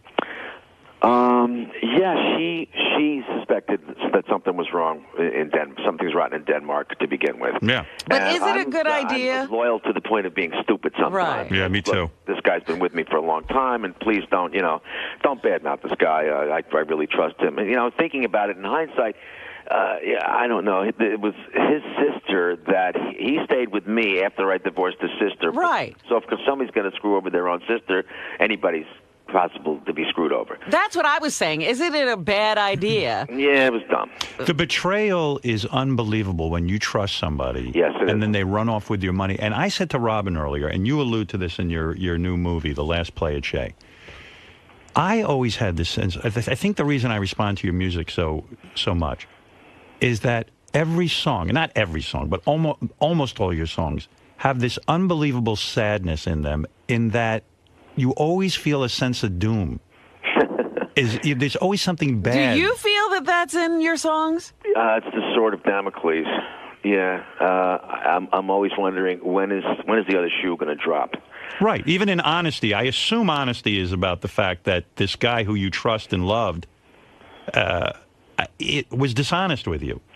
Actually, Honesty was written before all that happened. It was. Yeah, there is a song that should have made them nervous. It was on the Bridge album, and it's called Getting Closer. I was starting to pick up the trail. Yeah, that should have been a clue, a tip-off. Yeah, that should have been a good tip-off. Well, anyway, so yesterday I saw The Last Play at Che. I had a tremendous experience with it, and I'm not just saying it because you called in. I felt that, I forgot how much Shea Stadium meant to me. As a boy growing up on Long Island, Shea Stadium was a big deal. Shea Stadium, as you point out, is it's built on the notion of a coliseum where you could see everything. There were no pillars. There was no obstructions blocking you. And for a kid on Long Island, you didn't go to Yankee Stadium. You went to Shea Stadium. And for a guy like you who's a musician, it didn't even mean sports so much. It meant the Beatles, because the Beatles played Shea Stadium. True. And so you go into this thing is not just a concert film. It goes into Billy's history, but it goes into the history of Shea Stadium and guys like Ron Darling and all Keith the Hernandez. old Keith Hernandez and all the Tom Seaver, all the Mets are involved. And even Beth, my wife, who's from Pittsburgh, said, gee, I really got a feeling for Shea Stadium. I love Shea Stadium after this. And Shea Stadium, you know, it's gone. It's no more. But you gave this tribute at the end, this last concert at Shea Stadium, and it was beautiful. I loved it. I really, truly did. Well, it's that part of New York and Long Island where it all meets. Long Island meets New York right in that part of Queens. Yep. You know, Flushing Meadows. It's kind of neither the city nor the suburbs. It is what it is. It's in between. Yeah, it's the twixt between place, and it was the perfect place to have a team like that. You know, I was a Dodger fan when I was a little boy. Right. A rabid Dodger fan. They left. That was another betrayal. That was a knife in the heart. Well, the Dodgers were supposed to play at Shea, and they said, no way, we're not going to play at that dump. We're not playing in Queens. Right. So they left, and they went to Los Angeles. I mean, they went Hollywood. It was such a betrayal. And I switched leagues. I mean, we still had the Giants, but they left the next year as well. So I switched to the American League. I became a Yankee fan. With the hated Yankees, the Dodger fan, the Yankees were the enemy. And I went over to the enemy. And then when the Mets came back, was National League Baseball was back in New York again. And I became a Mets fan. I know people think of me as a Yankee fan because I wear a Yankee hat. Look, I'm a New York fan in general. You really are a New York fan. The movie actually brought that home for me. You know, Billy moved to L.A. for a while. And he got very upset with L.A. because out in L.A., a lot of ex-New Yorkers and people who lived in L.A.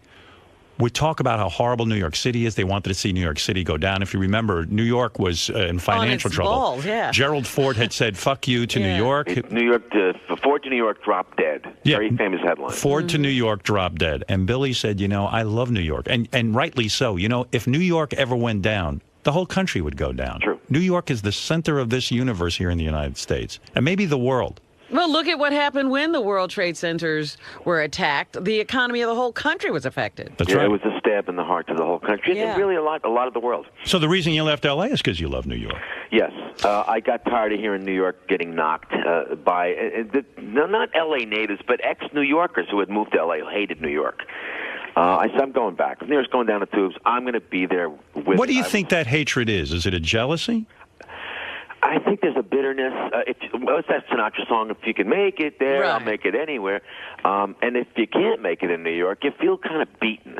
I guess these are people who just were bitter, that they just didn't cut it here. And it is really... It is the tempering place. I was thinking about something weird when I was watching your movie. I'm going back now into your childhood. Who took you to baseball games at Shea? I mean, your father had left you. That had to be a major defining thing in your life, that he left when you were 8? Yeah. Yeah. So he was never around anyway, though. But what did he do? His name was Howard, right? Yeah, Howard Joel. He was from Germany originally and had to leave during the 30s because of the Nazis. Lived in Cuba as a boy, and then... When you say he had to leave during the Nazis, your grandfather owned a prominent business in Germany, and the Nazis took it away from him, essentially. That's right. My grandfather owned a mail-order textile business, kind of like Sears Roebuck. Very wealthy man, and lost his business to the Nazis. Wow. And had to leave. My father should have been a rich kid. Right. And that was all completely wiped out. Do you think some of the darkness in your life and your songs is peppered by the fact that your parents let you know every horrible detail of the Nazis and all of that darkness? Don't you think that scared the shit out of you when you were like a young kid to be hearing all that?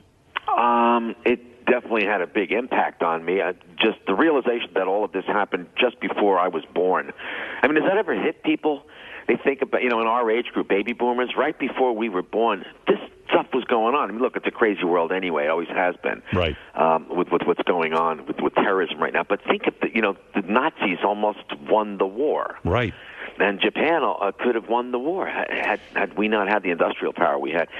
But it's just amazing to me that this all went on, and my family was very, very badly damaged by all of this. And when you have a father who's sitting and telling you, my father's business was taken away from him, my life was taken away, it's almost the worst horror story you can hear as a child about the outside world, yeah? That everything, no matter what you do, it could be taken away. That's right. Yeah, there is that, too. I didn't find out a lot of the details until later in life. I didn't really know much about my father until just recently, really, and I met my brother as well. Well, I got sad. Your brother, your half-brother, is interviewed in the movie for a brief time. Right, Alex. And he says a statement that I think might irritate you in a weird way. He says, you know, gee, my dad, he got to spend time with your dad. You did not. Mm-hmm. He goes, gee, my dad always loves Billy. He loved Billy, loves Billy's success and all of that. It's almost like a knife in the heart to hear about your father through the brother who got to live with him. Is it true? Well, I'm glad that my brother did. He's a really good guy. I have, very, very strong feelings for my brother. I love him a lot. And he got my dad. I didn't. I'm not bitter about it. I kind of learned to let all that go. He's a troubled guy. He had a very, very difficult life.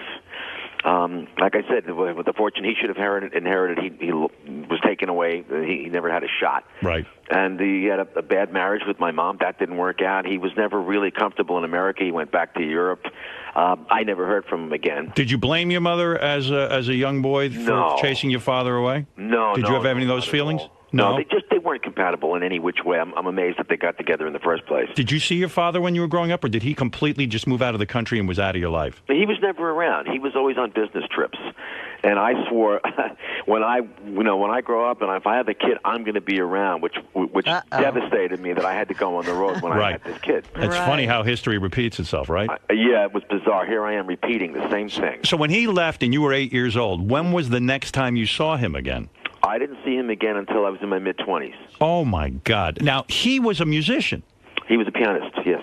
And your half-brother now is a famous conductor. Is that true? Conductor. Is that right? Yeah.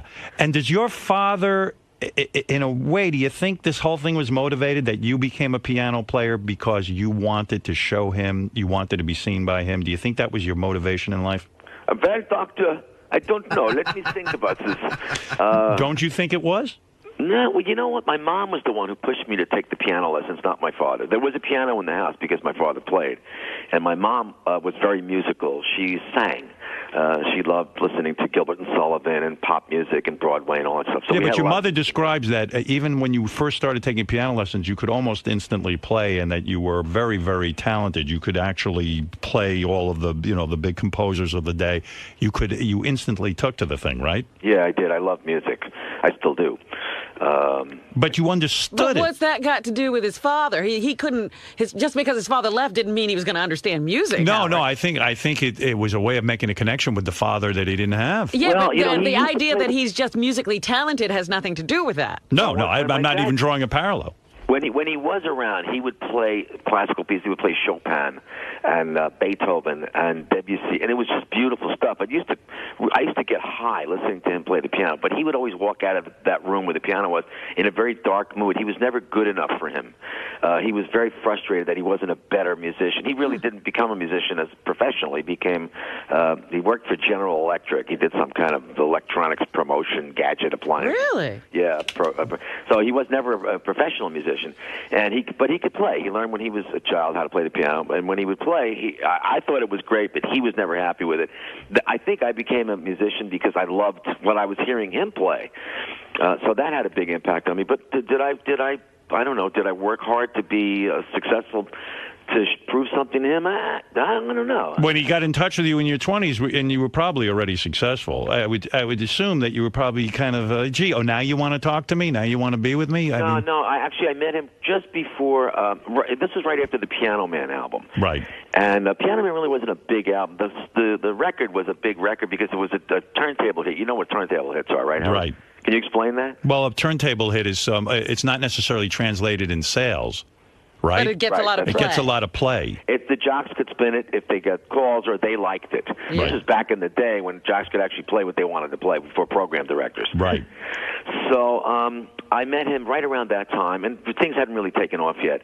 And I was just happy to know he was alive. I don't know whether he was dead or alive. He didn't know whether I was dead or alive. Who initiated the contact, you or him? I made contact with him. I was looking for him. I did a tour of Europe, and right before I was about to leave to come back to the States, I got a message. We found your father. Wow. And I was in Milan, getting on a plane to come back to New York, and my heart started beating real fast. We found your father. It was like a movie almost. Right. And so I'm the one who made contact with him. Where was he living at the time? He was living in Amsterdam, and he had just moved to Germany again. Ah. Vienna? No, this is prior to Vienna. I think he was living in a town called Bad Homburg. Is Vienna Waits for You about him? Well, Vienna Waits for You was written after I visited with him in Vienna, yes. It is. Yes. I find that amazing that you would not be bitter that this guy didn't even write you a letter or contact you in all of the years you were growing up, and then you went and met him and now feel good about him. I find that almost impossible. It would be impossible for you. I do. I find it impossible. You can't carry around bitterness. It eats you up. It beats you. You have to. Yeah, I cut the guy some slack. He had a very, very difficult life. He had a hard time. I don't think he could handle the divorce. My mother got custody, and I think he just figured, this is America. I'm not going to be able to see my kid. The wife gets him. I'm not comfortable in America. I'm going to go back to Europe. And his way of dealing with it was just not contacting anybody. Did you have any men in the neighborhood that actually befriended you or were role models to you? I mean, my grandfather was very close to me. My mother's father, who was an Englishman. Right. Yeah, he was very close, and he was kind of my role model at the time. And there were teachers who were also father figures as well. I found it incredibly heartbreaking. One of my favorite albums you ever did was called Spring Harbor. Mm-hmm. I guess I just said to Fred, you must have at some point remastered that so that it would be the right speed, right? They did. They did. it, yes. I can't imagine what it was like for you. I mean, Billy had already put in his 10,000 hours. He had been in bands. He had been like in the Hassles. He had been in all these bands. He finally gets a solo record out there. The songs are brilliant. And they deliver him the album, and it's at the wrong speed. He calls it the Chipmunk album. It was literally the wrong speed. Did you cry? Did you break down? I mean, this was your moment, and the frigging album is the wrong speed. How could anybody release it like that? They did. I wigged out. I had a listening party. I invited my friends over. And I started to play the thing, and everybody started laughing. Like the Chipmunks. I just took the thing like a Frisbee, and I threw it down the street. Isn't it? It was horribly devastating to them. And to the point where you left, and that's when you went to L.A., right? I left to go to Los Angeles not too long after that. But you know what? That kind of worked out well for me, I think. You like that album, Howard. I dislike that album. I love that album. Okay, well, maybe, I don't know. You're kind of weird. I'm weird. Yeah. I never said I wasn't, but everyone loves that album. I don't really like that album. I think it's a very self-pitying, cloying album. I don't like it. What album do you like? I like the stuff that came later. I'm actually fonder of my later stuff. Right. I think from Glass Houses on, I like a lot of that stuff.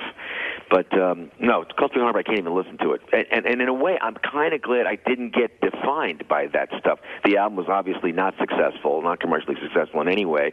It wasn't distributed, and it was badly produced. It was mastered wrong, like you said. So I'm kind of glad it kind of disappeared. Was that the low point of your life? In other words, you probably in your mind said, "Wow, I'm finally being discovered. I get to go to a studio. I've worked and worked. This thing comes out. It doesn't. It's completely the wrong speed. Then you go to L.A. and you're suddenly playing in bars. You're Billy Joel. You knew probably inside you're really super talented. I would assume you felt that way. You're listening to the radio and there's a bunch of crap on. Right, and yet you're in a bar somewhere playing for people for tips. It had to be an insane point. Did it drive you insane?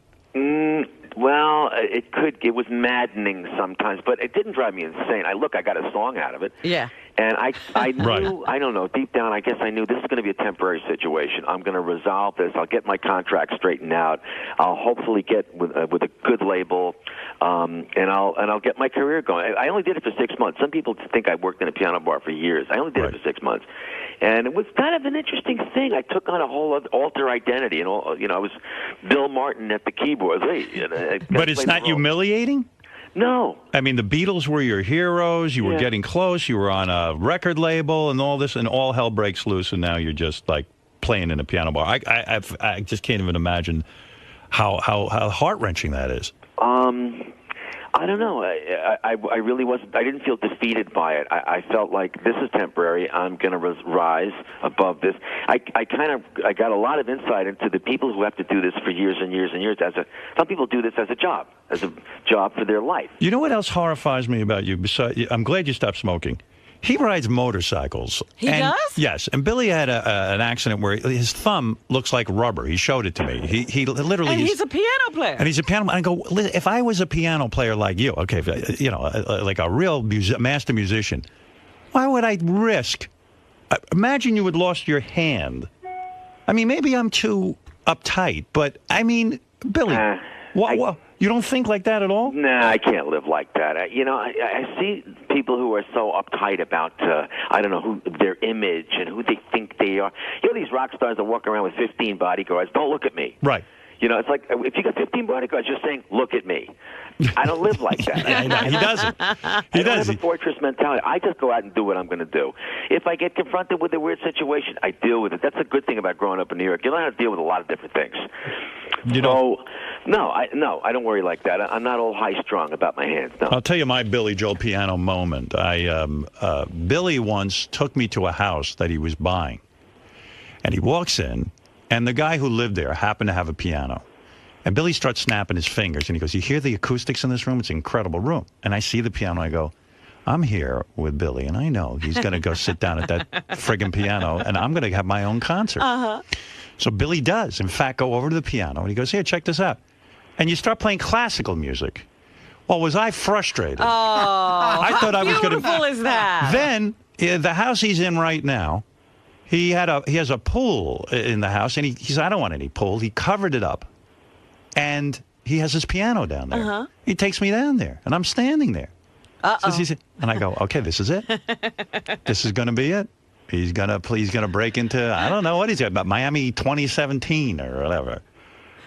Boom. Classical music again. Now, why do you do that to me? Do you want to frustrate me? No, I like that stuff. I don't care what you like. You know what? If you want to hear what you like, go to a concert. Right. You think I should pay? Yes. Yeah, I play my own stuff so much when I'm on the road. I don't play my own stuff for my own edification. The challenge to me is to play that classical music, and I'm not even very good at that. Wait a second. Oh, you know what I wanted to tell you, too, after I watched the movie? People think that New York State of Mind is the quintessential I love song that to New song. York. Oh, my God. When I hear, I seen the lights go out on Broadway, that's more New York to me. You think? Do you think that, Billy? That refers to the blackout. I think of them as brothers' songs. They were both written right around the same time.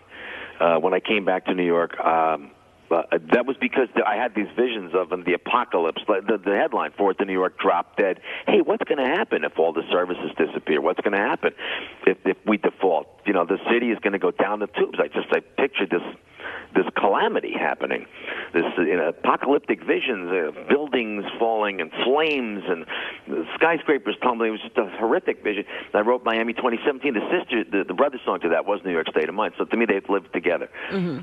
You know what? One of the things you sort of get into in the last play at Shea, and I really recommend you go see this. When you write a song, you started to talk about how you write a song, and I don't know why I'm fascinated by this. It is a fascinating thing to create a song. The music comes first and then the lyrics? For me, it does, yes. And you see yourself basically as a piano player. First you're a musician, and then the lyrics thing is tough for you, you say. It's hard for you. Yes.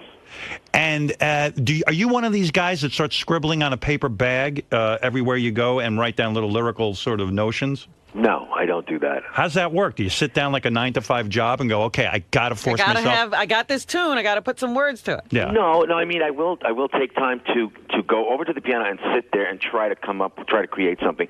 But I watched Elton write, and he writes 180 degrees the opposite of how I write. How does he write? He gets the lyrics sent to him. Right, by Bernie. Bernie Taupin sends him lyrics. It used to be through a fax machine.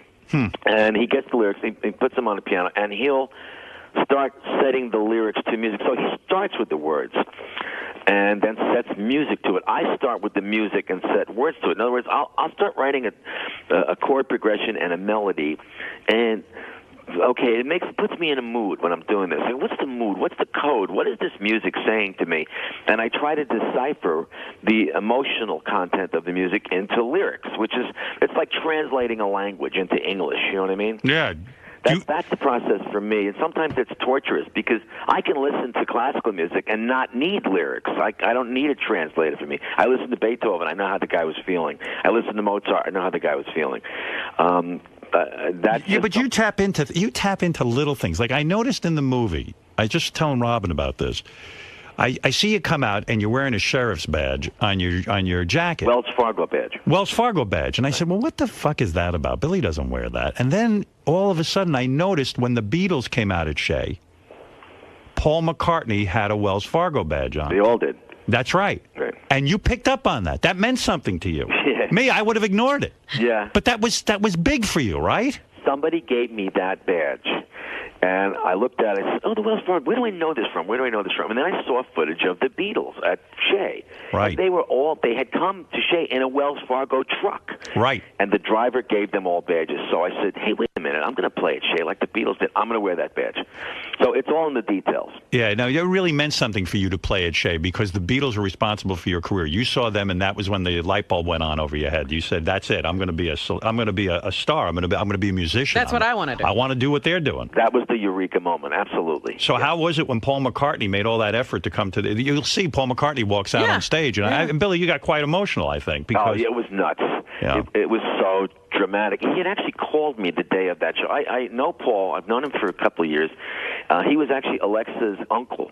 Uncle Paulie, he used to, dandle her on the knee. It's Uncle Paulie, and she'd be crying. I'm like, shut up, that's Paul McCartney, kid. Right. It's okay, it's Uncle Paulie. Come on, baby. And I talked to him about coming to Shea. We did 2 shows, and I'd asked him, even before we knew we were going to have to do 2 shows, I said, can you come to Shea? We're going to play at Shea. This is only we had 1 show booked. And he looked at his calendar and said, I can't make that date. I said, okay. But thanks for thinking about it. Thanks for considering. And he really wanted to. Then the day of the 2nd show, I'm driving to Shea in my car. I get a call on my cell phone, and it's, hello, it's Paul. And I'm thinking, Paul Reiser, Paul Simon. These are the other Pauls that I know. Right. Paul Unknown, he was an old friend. Paul Mac. It's Mac. And I say, oh, my God, it's Paul McCartney. Billy, I'm leaving London today, and I'd love to make the show, but I don't see how I'm going to be able to do it because his flight was going to leave, not land in time, blah, blah, blah, et cetera. But I was thrilled. I mean, he even considered doing this. Right. And I was kind of like really in a great mood. I'm on my way to play at Shea Stadium. Paul McCartney wanted to come.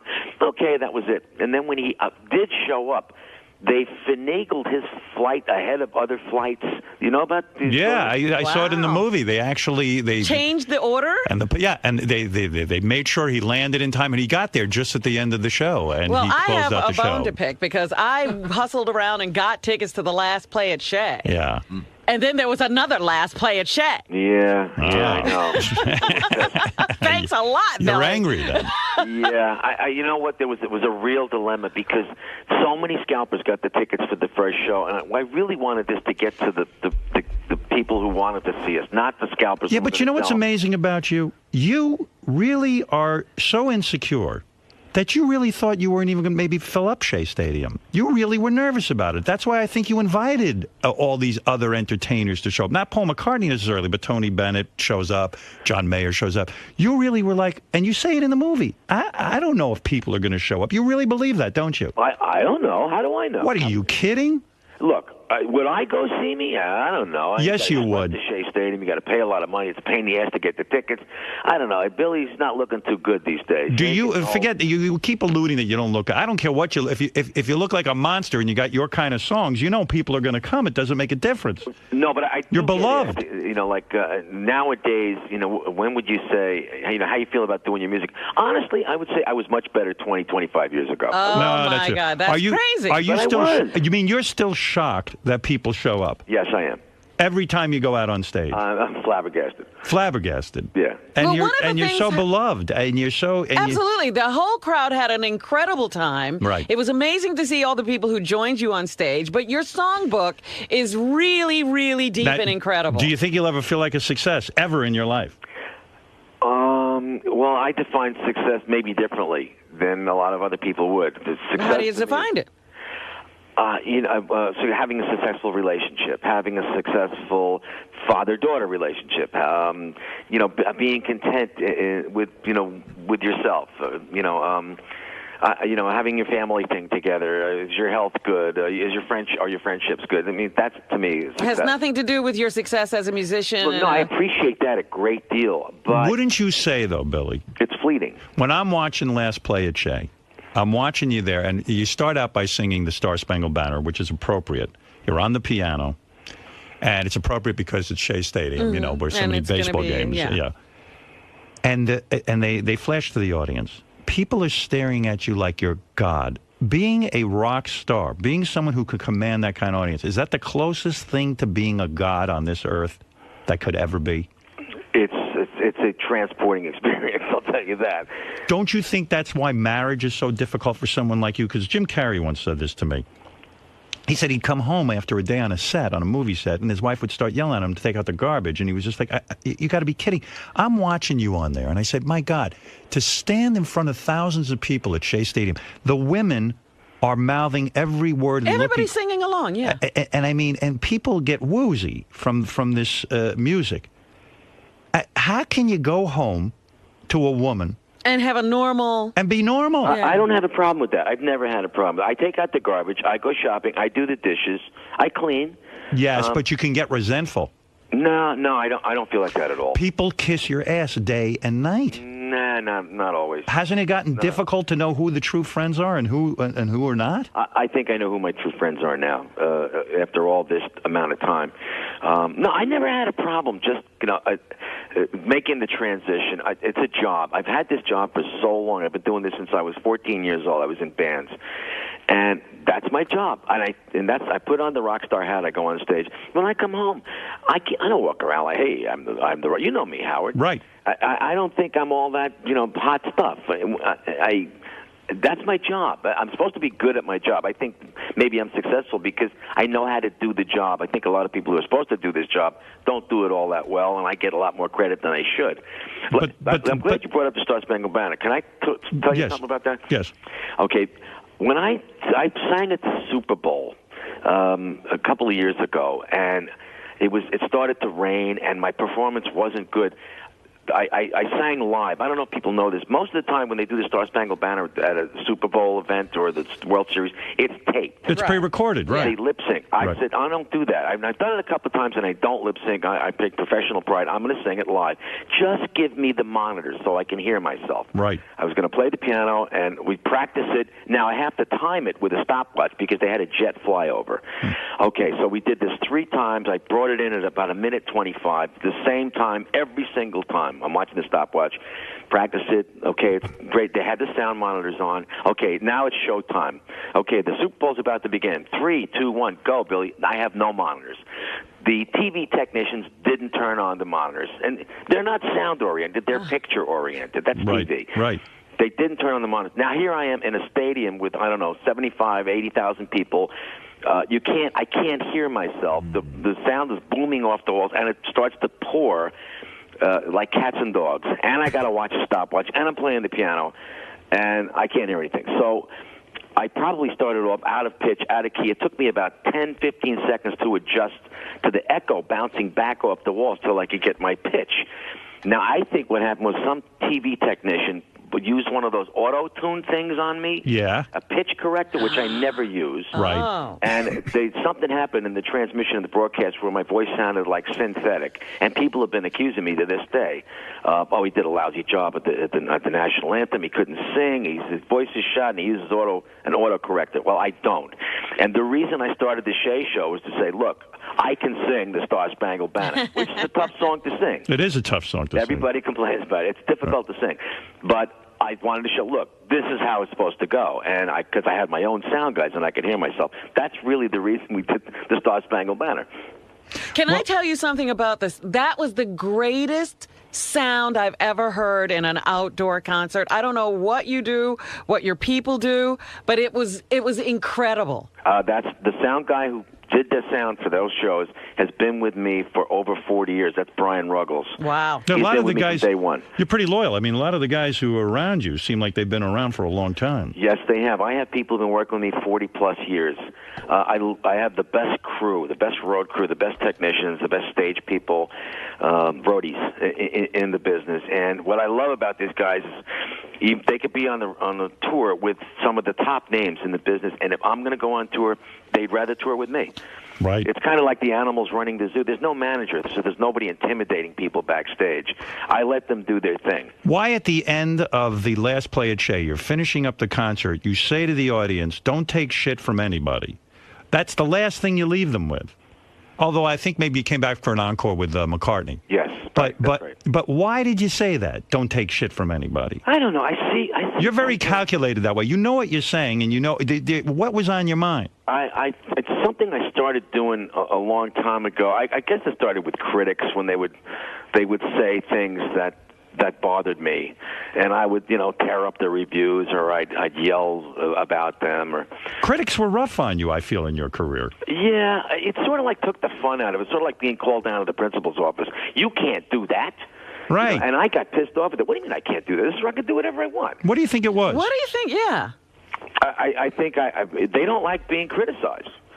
Why? Because you give it back to them? Yeah, I mean, I would curse at them, and I would rip up the reviews, and I'd make fun of them, and I would point out where they were wrong. And a lot of guys don't like that. You don't get into a pissing contest with people who order ink by the barrel or something like that. But did you have a chip on your shoulder when you were a kid? You started boxing because kids in the neighborhood would goof on you and make fun of you for being a piano player. It was like a sissy thing. Yeah, it goes back to bullying, and I'm glad that this is a very big issue right now that's coming to light about bullying. All of a sudden, as if this is a new thing. Right. Kids have been bullying other kids for generations. Forever. It's going on since time immemorial, since cavemen bullies. Right. And I hate bullies. I do not like bullies, and I know what it's like to get bullied and get picked on. Right. And I think that don't take any shit from anybody comes from that. I try to tell. I see people getting pushed around in an audience by the security guy, and I'll point out security guy and say, "Stop that! Leave them alone. They paid the money. They're paying your salary, buddy." I don't like people getting pushed around. I can't stand. I see women getting pushed around. It's like people in minorities getting pushed. I can't stand it. So kids used to beat you up. Yes. And then so you learned how to fight, and then did you have your day of revenge? Was it like a scene out of a movie where you took some guy and knocked the shit out of him?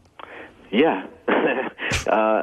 There were a couple of guys who used to, beat up on me on my way to the piano lessons. The woman who taught piano also taught ballet. So I used to get my books knocked out of my hand. Hey, but Willie, where's your tutu? And whack, bang, boom, pow, boom. And I took boxing with the Police Boys Club. I learned how to box. And the next time, after about a year later, the same group of guys, here he is again, and I picked the biggest guy, and I decked him. And I said, does anybody want any more of this? Wow. And left me alone after that. And it was kind of a moment, like a movie moment. It was. What's the best song you ever played? I'll play it after we hang up. The best song What was the best song you ever wrote? I mean, you say technically this is like a perfect song for me. This is about as close to perfection as I'll ever get. It's hard to pick one. There's a couple. Vienna would be in there. Summer Highland Falls. Yeah. New York State of Mind. The Lullaby. And So It Goes, I think, is a good song. I think Downeaster Alexa. The Downeaster Alexa, I think, that's a folk song. It's very hard to write a folk song nowadays. I'm very proud of that one. It's the more obscure stuff, not the big hits. Are you gonna stop? Are you gonna retire permanently at some point, or are you just gonna keep? Are you gonna keep going at it? I've learned not to say I'm gonna hang it up. I don't know what I'm gonna do. You look like you still enjoy it. I mean, at the last play at Shea, you look like you're actually having a good time. I mean, I said to my wife, "Boy, he's working hard." Well, you know what? No, the night of we all were like, "Wow, he's having such a good time." I was having a blast. And every time I think I'm going to hang it up, I'm getting too old for this, or I just don't have the moxie or the mojo. And then I get reminded, this is great. This is the best job. Billy, back in the day when you were, you were a younger man, you're not married at some point. I mean, did you ever get into, backstage like there's so many hot chicks in the audience. I mean, you do attract a lot of women. Would you just bang women one after another? Did you ever get into that? Did he do the whole thing? Did you get it out of your system at least? I was never a groupie act. I wanted them. We wanted groupies. My God, old guys wanted to get the group. You never went back to the hotel and had a little orgy? I think we tried a couple of times. What went wrong? What happened? How do you not work that out? We weren't that kind. Like these, we would get girls who wanted to be our friends. Really? Yeah. Why don't you guys come back to the dorm when we play college? You want us back at the dorm? Excellent. And we would go back to the dorm, and then they wanted to be friends, and they wanted to talk about music. And we look at each other, like, man, nobody's going to get anything tonight. Was that frustrating to you? No, you know what? It was a way to meet people. I'm no matinee idol, and here I was talking to girls I might have never had the nerve to meet in the first place. And, Right. It just gave me the opportunity to meet people. So that part of it was great. Was your mother livid with you when you dropped out of high school to become a musician? No, she wasn't livid. She actually encouraged me to be a musician. She was very supportive of the whole music thing. Was she relying on you to help support the family? Not necessarily. I don't think it was a financial thing. I think she just wanted me to be a fulfilled person. Did you get to do that whole thing where you buy your mother some outrageous house or something when you you did? I bought her a house. That happened when I did graduate high school. My mom, I'll buy you a house. Don't worry. Yeah. That was all braggadocio. I didn't know if I'd make a nickel. Right. But I wanted to reassure her. I know she was disappointed when I didn't graduate high school. She was probably worried about my future. But I don't know. I had the fire, man. What are you doing for fun now? You still in that motorcycle shop? I opened a shop, a motorcycle shop. You opened a motorcycle shop? Motorcycles. Is he fixing other people's motorcycles? Yeah, you go in, Billy will fix up your bike. What the hell do you do in the motorcycle shop all day? Well, we build custom bikes. I build cafe racers. We build bobbers. We create. We take new bikes and make them look like old bikes. It's a lot of custom work. And I have a whole. Yeah, Billy's very manly. Why would you want to take a new bike and make it look like an old bike? You really want an old bike. Right. I'm like a lot of people. I like retro styling. I like new technology. I like the convenience of new technology, but I like the way old things look. Yeah, Billy does a lot of stuff that I like. He likes going He's out. like manly. He likes going out on boats. He said to me, "Hey Howard, come out on my boat." I imagine most people would. I go, "Are you with that wind hitting my face?" Yeah, you don't like boats. No, I hate. I don't even understand what you get off on But there. you live on Long Island. Do you live on the ocean? No, I like to look at boats. I like to watch you sail He likes by. other people to have the wind You don't hitting them in the find face. it romantic, the boat No, thing? I like when the wind hits you in the face, not me in the face. That's it. I don't want any wind in my face. Listen. One of these days I'll get you out there. Listen to me, Billy. I could talk to you all show. What I want from you is that I really do want you to come in here. I will. Okay. I will. Because I only have 29 shows left here. Okay. And if one of the shows was like you came in here, now would you think I was creepy if I stuck a piano in here and then I just called out a few songs and we talked about the songs and we No, not at all. I used to do that back in the day all the time. I would love that if we just like even if you just tinkled like what tune is in your head right now? I know you're not writing pop songs anymore, but are they in there and then you just ignore them? No, I don't ignore them at all. I just write in a different style. It could be a melody that might have become a pop song back in the day, but now I use it to write an orchestral theme. Really? Or thematic music. Yeah, I'm still writing. I never stop writing. Do you ever think that you'll do the Broadway show thing, or that's possible. He did it. I'm he not did doing anything. I don't know. I'm writing all kinds of different themes that could be used in a movie soundtrack and end up being a Broadway show. They can end up being pop tunes. I don't know. I'm really writing for myself more than anything else. When is your show ending, Howard? Mid-December. Okay. I'm having some surgery, right? By the way, I tried getting word to you about that. Yeah, about your doctor. It's unnecessary what you're doing. Well, I have hip dysplasia. No, you don't. Yes, I do. Listen to me. Go see this guy, Dr. John Sarno, before you go through replacing your hips and having to learn to walk again. Do me one favor. I know people who have done this, and they swear by it. Yeah, but instead of going through, why wouldn't you go see this guy if you could avoid surgery altogether? It won't hurt. I've already seen like 6 or 7 doctors. Just see this guy. This is a whole different approach to your problem. How's he going to fix my hips?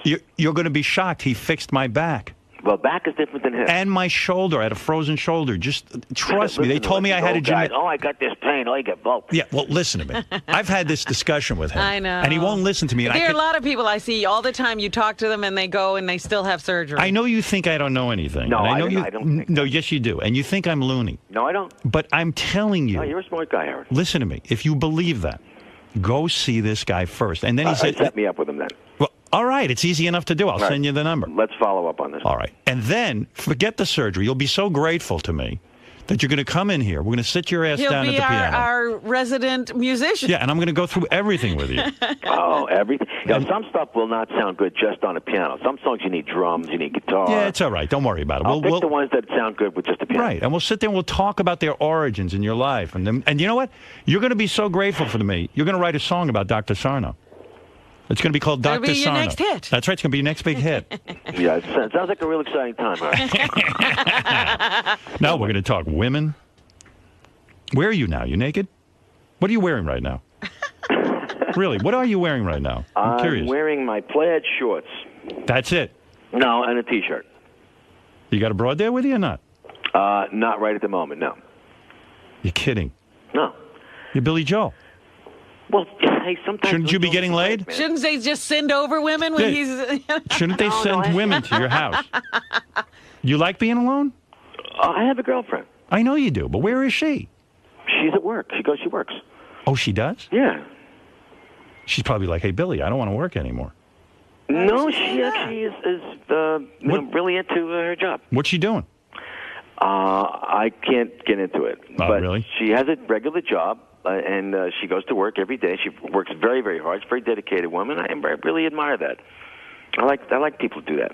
I think it's cute when a woman works. I do, too. I like it. Oh, you're so funny. Sexy. Like, it doesn't really mean anything. Isn't that cute? Just That's a right. little job. No, it's very cool. I mean, they don't need you if they work.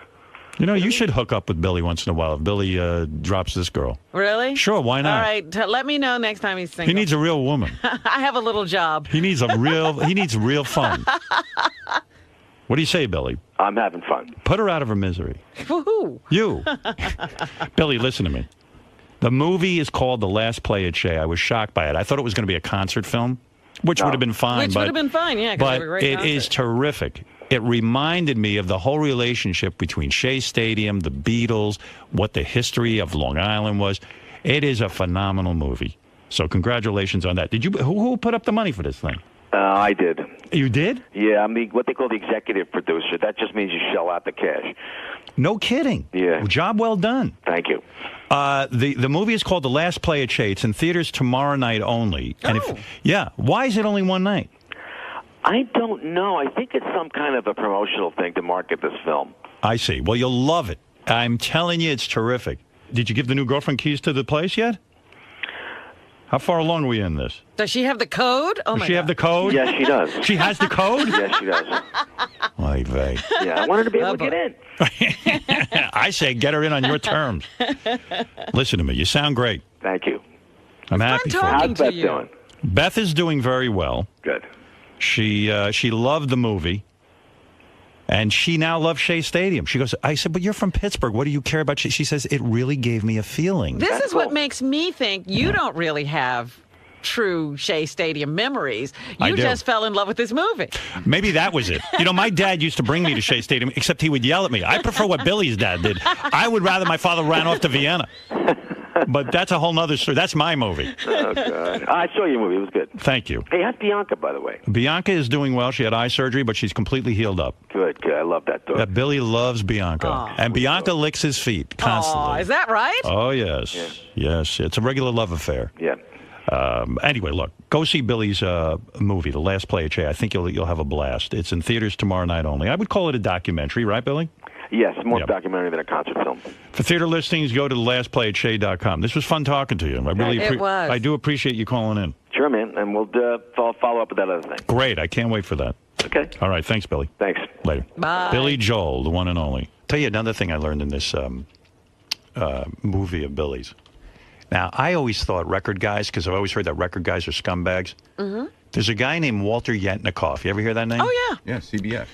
Billy's music had been basically taken from him. This guy who he had to eventually sue, who took his money, Mm-hmm. he also owned Billy's songs. How did he manage that? You know, Billy signed one of these horrible contracts. He was a young kid and didn't know what the hell he was signing. It was awful. And Billy didn't own his music. Wow. He went to Walter Yetnikoff, who I believe was the head of CBS Records at the time. I don't know Walter Yetnikoff, but this was an amazing story. And he said, Walter, I don't own my own songs. Walter went to the guy who owned them and basically said, listen, fuckhead, I'm going to give you $400,000 for these songs. And the guy goes, $400,000, they're worth way more. He said, you're going to fucking sign this. I'm huge in the music business. If you ever want to do business again, you better fucking sign over Billy Joel's songs for $400,000 you took them from. You know, he really read him the right eye. The guy signed, sold him the songs. He handed them to Billy and said, no charge. Wow. Now, Billy says, now you hear about horrible things in the record business. He goes, Walter Yetnikoff is a real mensch, meaning a real person. He goes, can you imagine he did that for me? No strings attached. That's beautiful. Now, you never hear a story like that. That's pretty amazing, isn't it? Yeah. Who does that?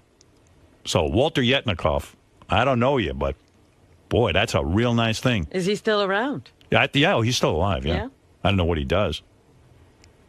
But Billy should be blowing him right now. He's too busy with He that said girlfriend. no strings attached. That's right. You know what? If a guy did that for me, I'd blow him. I know there are no strings. I'm doing this of my own volition. It's pretty amazing. I meant to ask Billy about that. But when he comes in here, but here's my fantasy. He's going to come in. We're going to get a piano in here. Very, very high-end piano. Okay. Steinway. Like That's a what, good one. He plays a Steinway. And we'll get it in here. And we'll just sit there. We'll name some songs. He'll start to tell us about how he wrote them. That'll be fun. You know. Throw in a little pussy conversation, too. Well, he didn't seem to get much. He just got it. married He's full of it. He got He pussy. did. Sure he did. That's a bunch of bullshit. I don't believe that. He went to the dorms and the girls hung out with him. They just talked. The guy just got off a major stage and they talked to him. Do you believe that for a minute? Well, I got to believe what he says. Oh. Why would he lie? Right. That's why Elle McPherson and Christy were looking at him across from a piano. He was fucking Elle McPherson, got bored with her, and then married Christy Brinkley. See, I didn't know that part. You know, Yeah. everybody heard the story about how he was playing the piano in St. Bart's and Christy Brinkley fell in love with him. No, first he I didn't fucked know Elle McPherson was standing there, too, because it was like, you got two of the hottest supermodels in Yeah. the world. How do you choose? Yeah, when Billy comes in here in November, he's going to talk about blow by blow what happened in bed with Elle McPherson. What it was like when his penis first entered her. How long he lasted. I bet you he came on impact. You know, when you're a kid from Long Island, you know, it's pretty heady stuff when your penis is inside Elle McPherson. Wasn't she called The Body? Yeah. Oh, yeah. In fact, you know what I'm doing? I'm going to bring out the real doll, and Billy will demonstrate on the real doll what he did to Elle McPherson on that date. It's going to be great. He's actually going to climb on the real doll and show us technically what happened. It's going to be an incredible moment.